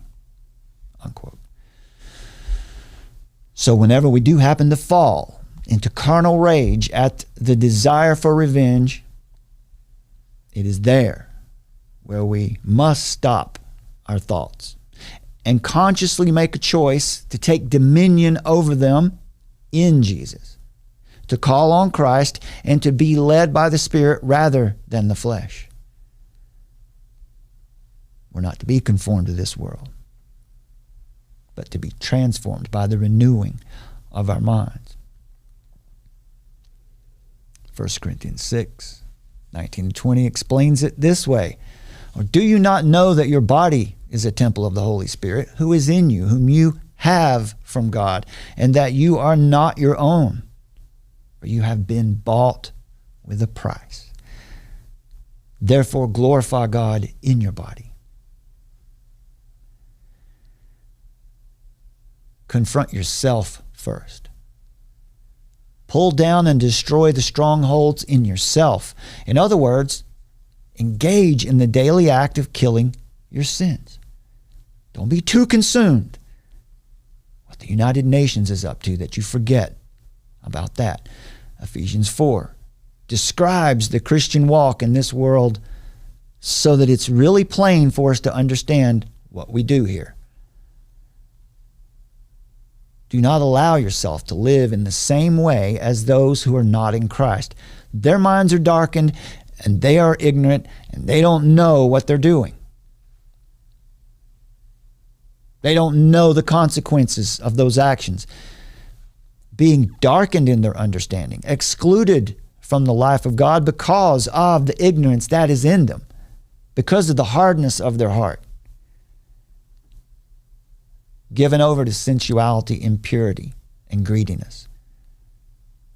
The same ignorance we see in Acts chapter 3 when these people disowned the holy and righteous one and instead asked for a murderer to be released and given to them. But put to death the Prince of Life, the one whom God raised from the dead, a fact to which they were all witnesses. And Peter says, and now, brethren, I know that you acted in ignorance, just as your rulers did also. Understanding and comfort, encouragement. You didn't learn Christ in that way. Luke 23, 33 and 34. They crucified the Lord Jesus with criminals and humiliated him terribly. But Jesus prayed, Father, forgive them, for they do not know what they're doing. The Christian walk.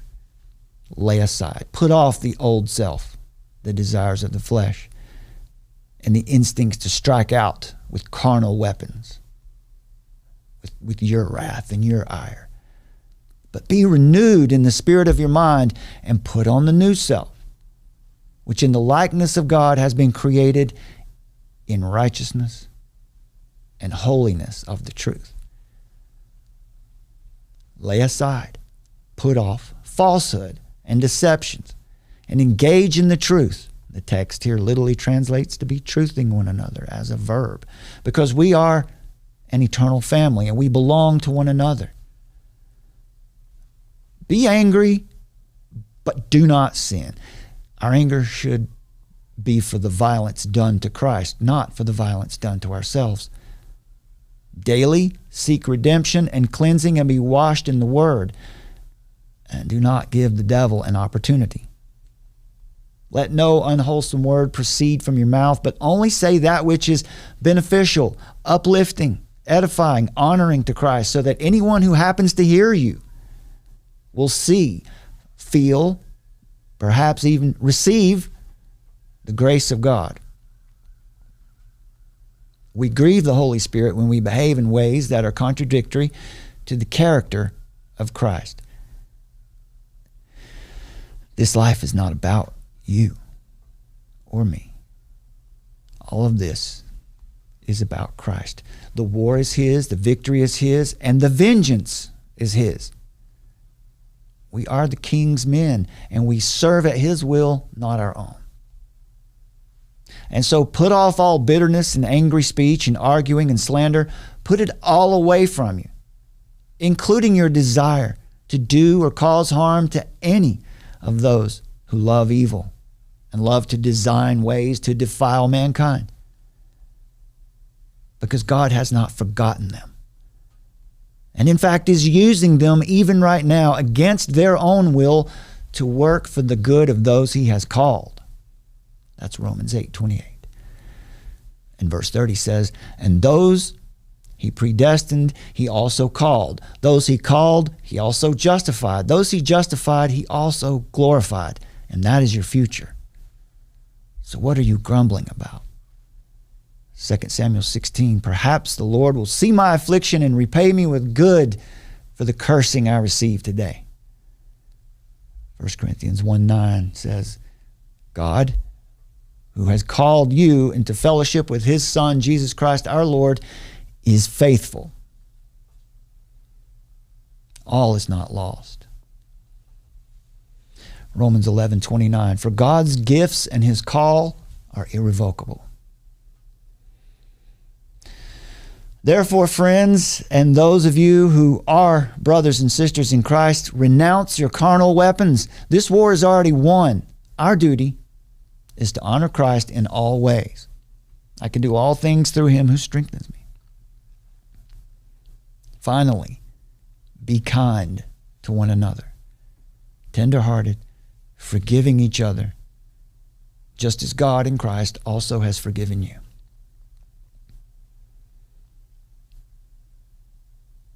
I ask that out of the riches of his glory he may strengthen you with power through his Spirit in your inner being. Praying for you, and to ask that you may be filled with the knowledge of his will and all spiritual wisdom and understanding, so that you will walk in a manner worthy of the Lord, to please him in all respects, bearing fruit in every good work and increasing in the knowledge of God. Strengthened with all power according to his glorious power, for the attaining of all steadfastness and patience, being joyous, giving thanks to the Father who has qualified us to share in the inheritance of the saints in light.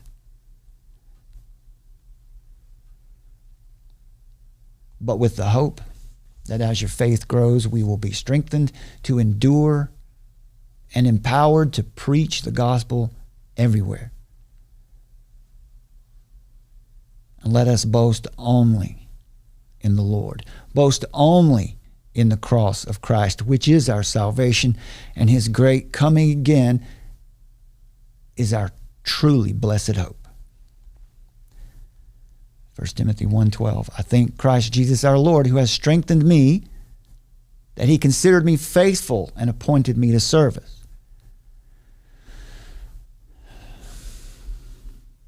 Christianity is not like the world. Christianity is not inclusive. Christianity is exclusive.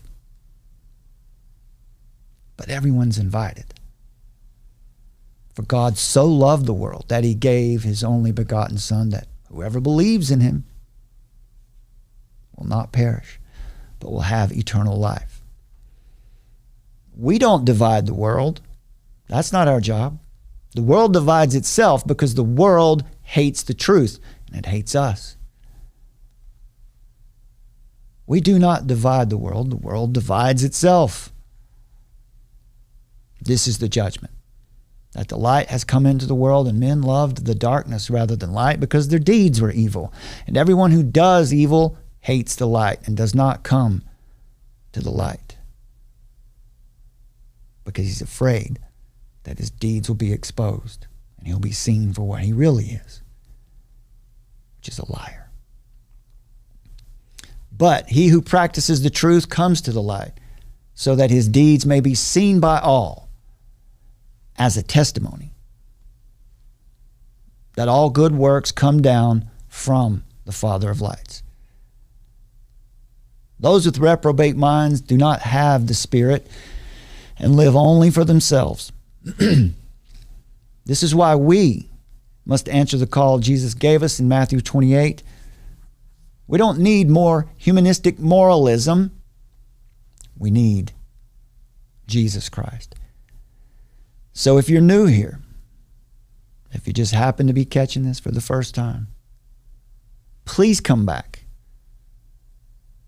and allow us to show you why Jesus Christ is not a possible solution to a problem, but is the answer and the only Savior you will ever have. The hammer comes down and beats you over the head for the rest of your life with a big national security stick. And so that people learn to duck their head and not speak up, because bad idea now. This is the emergency broadcast system. This is not a test. Repeat, this is not a test. Citizens are advised to take the following steps. Find us, armoroftruth.net.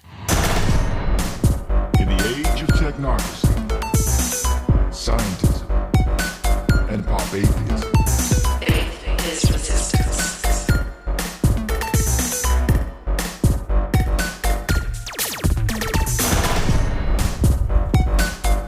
Nietzsche, of course, announced the death of God and called for the birth. And don't forget, my friends, download the Armor of Truth mobile app. You can go to the Apple App Store. You can go to Google Play, wherever you get your fine apps. Go there and download the Armor of Truth app so that you'll get every notification when we go live or when we release some new content.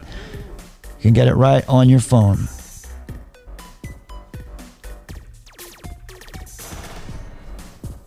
Thank you, everybody. We hope you have a good night and a blessed evening, and we will see you guys on the next one. A test. God bless you, my friends. This is not a test.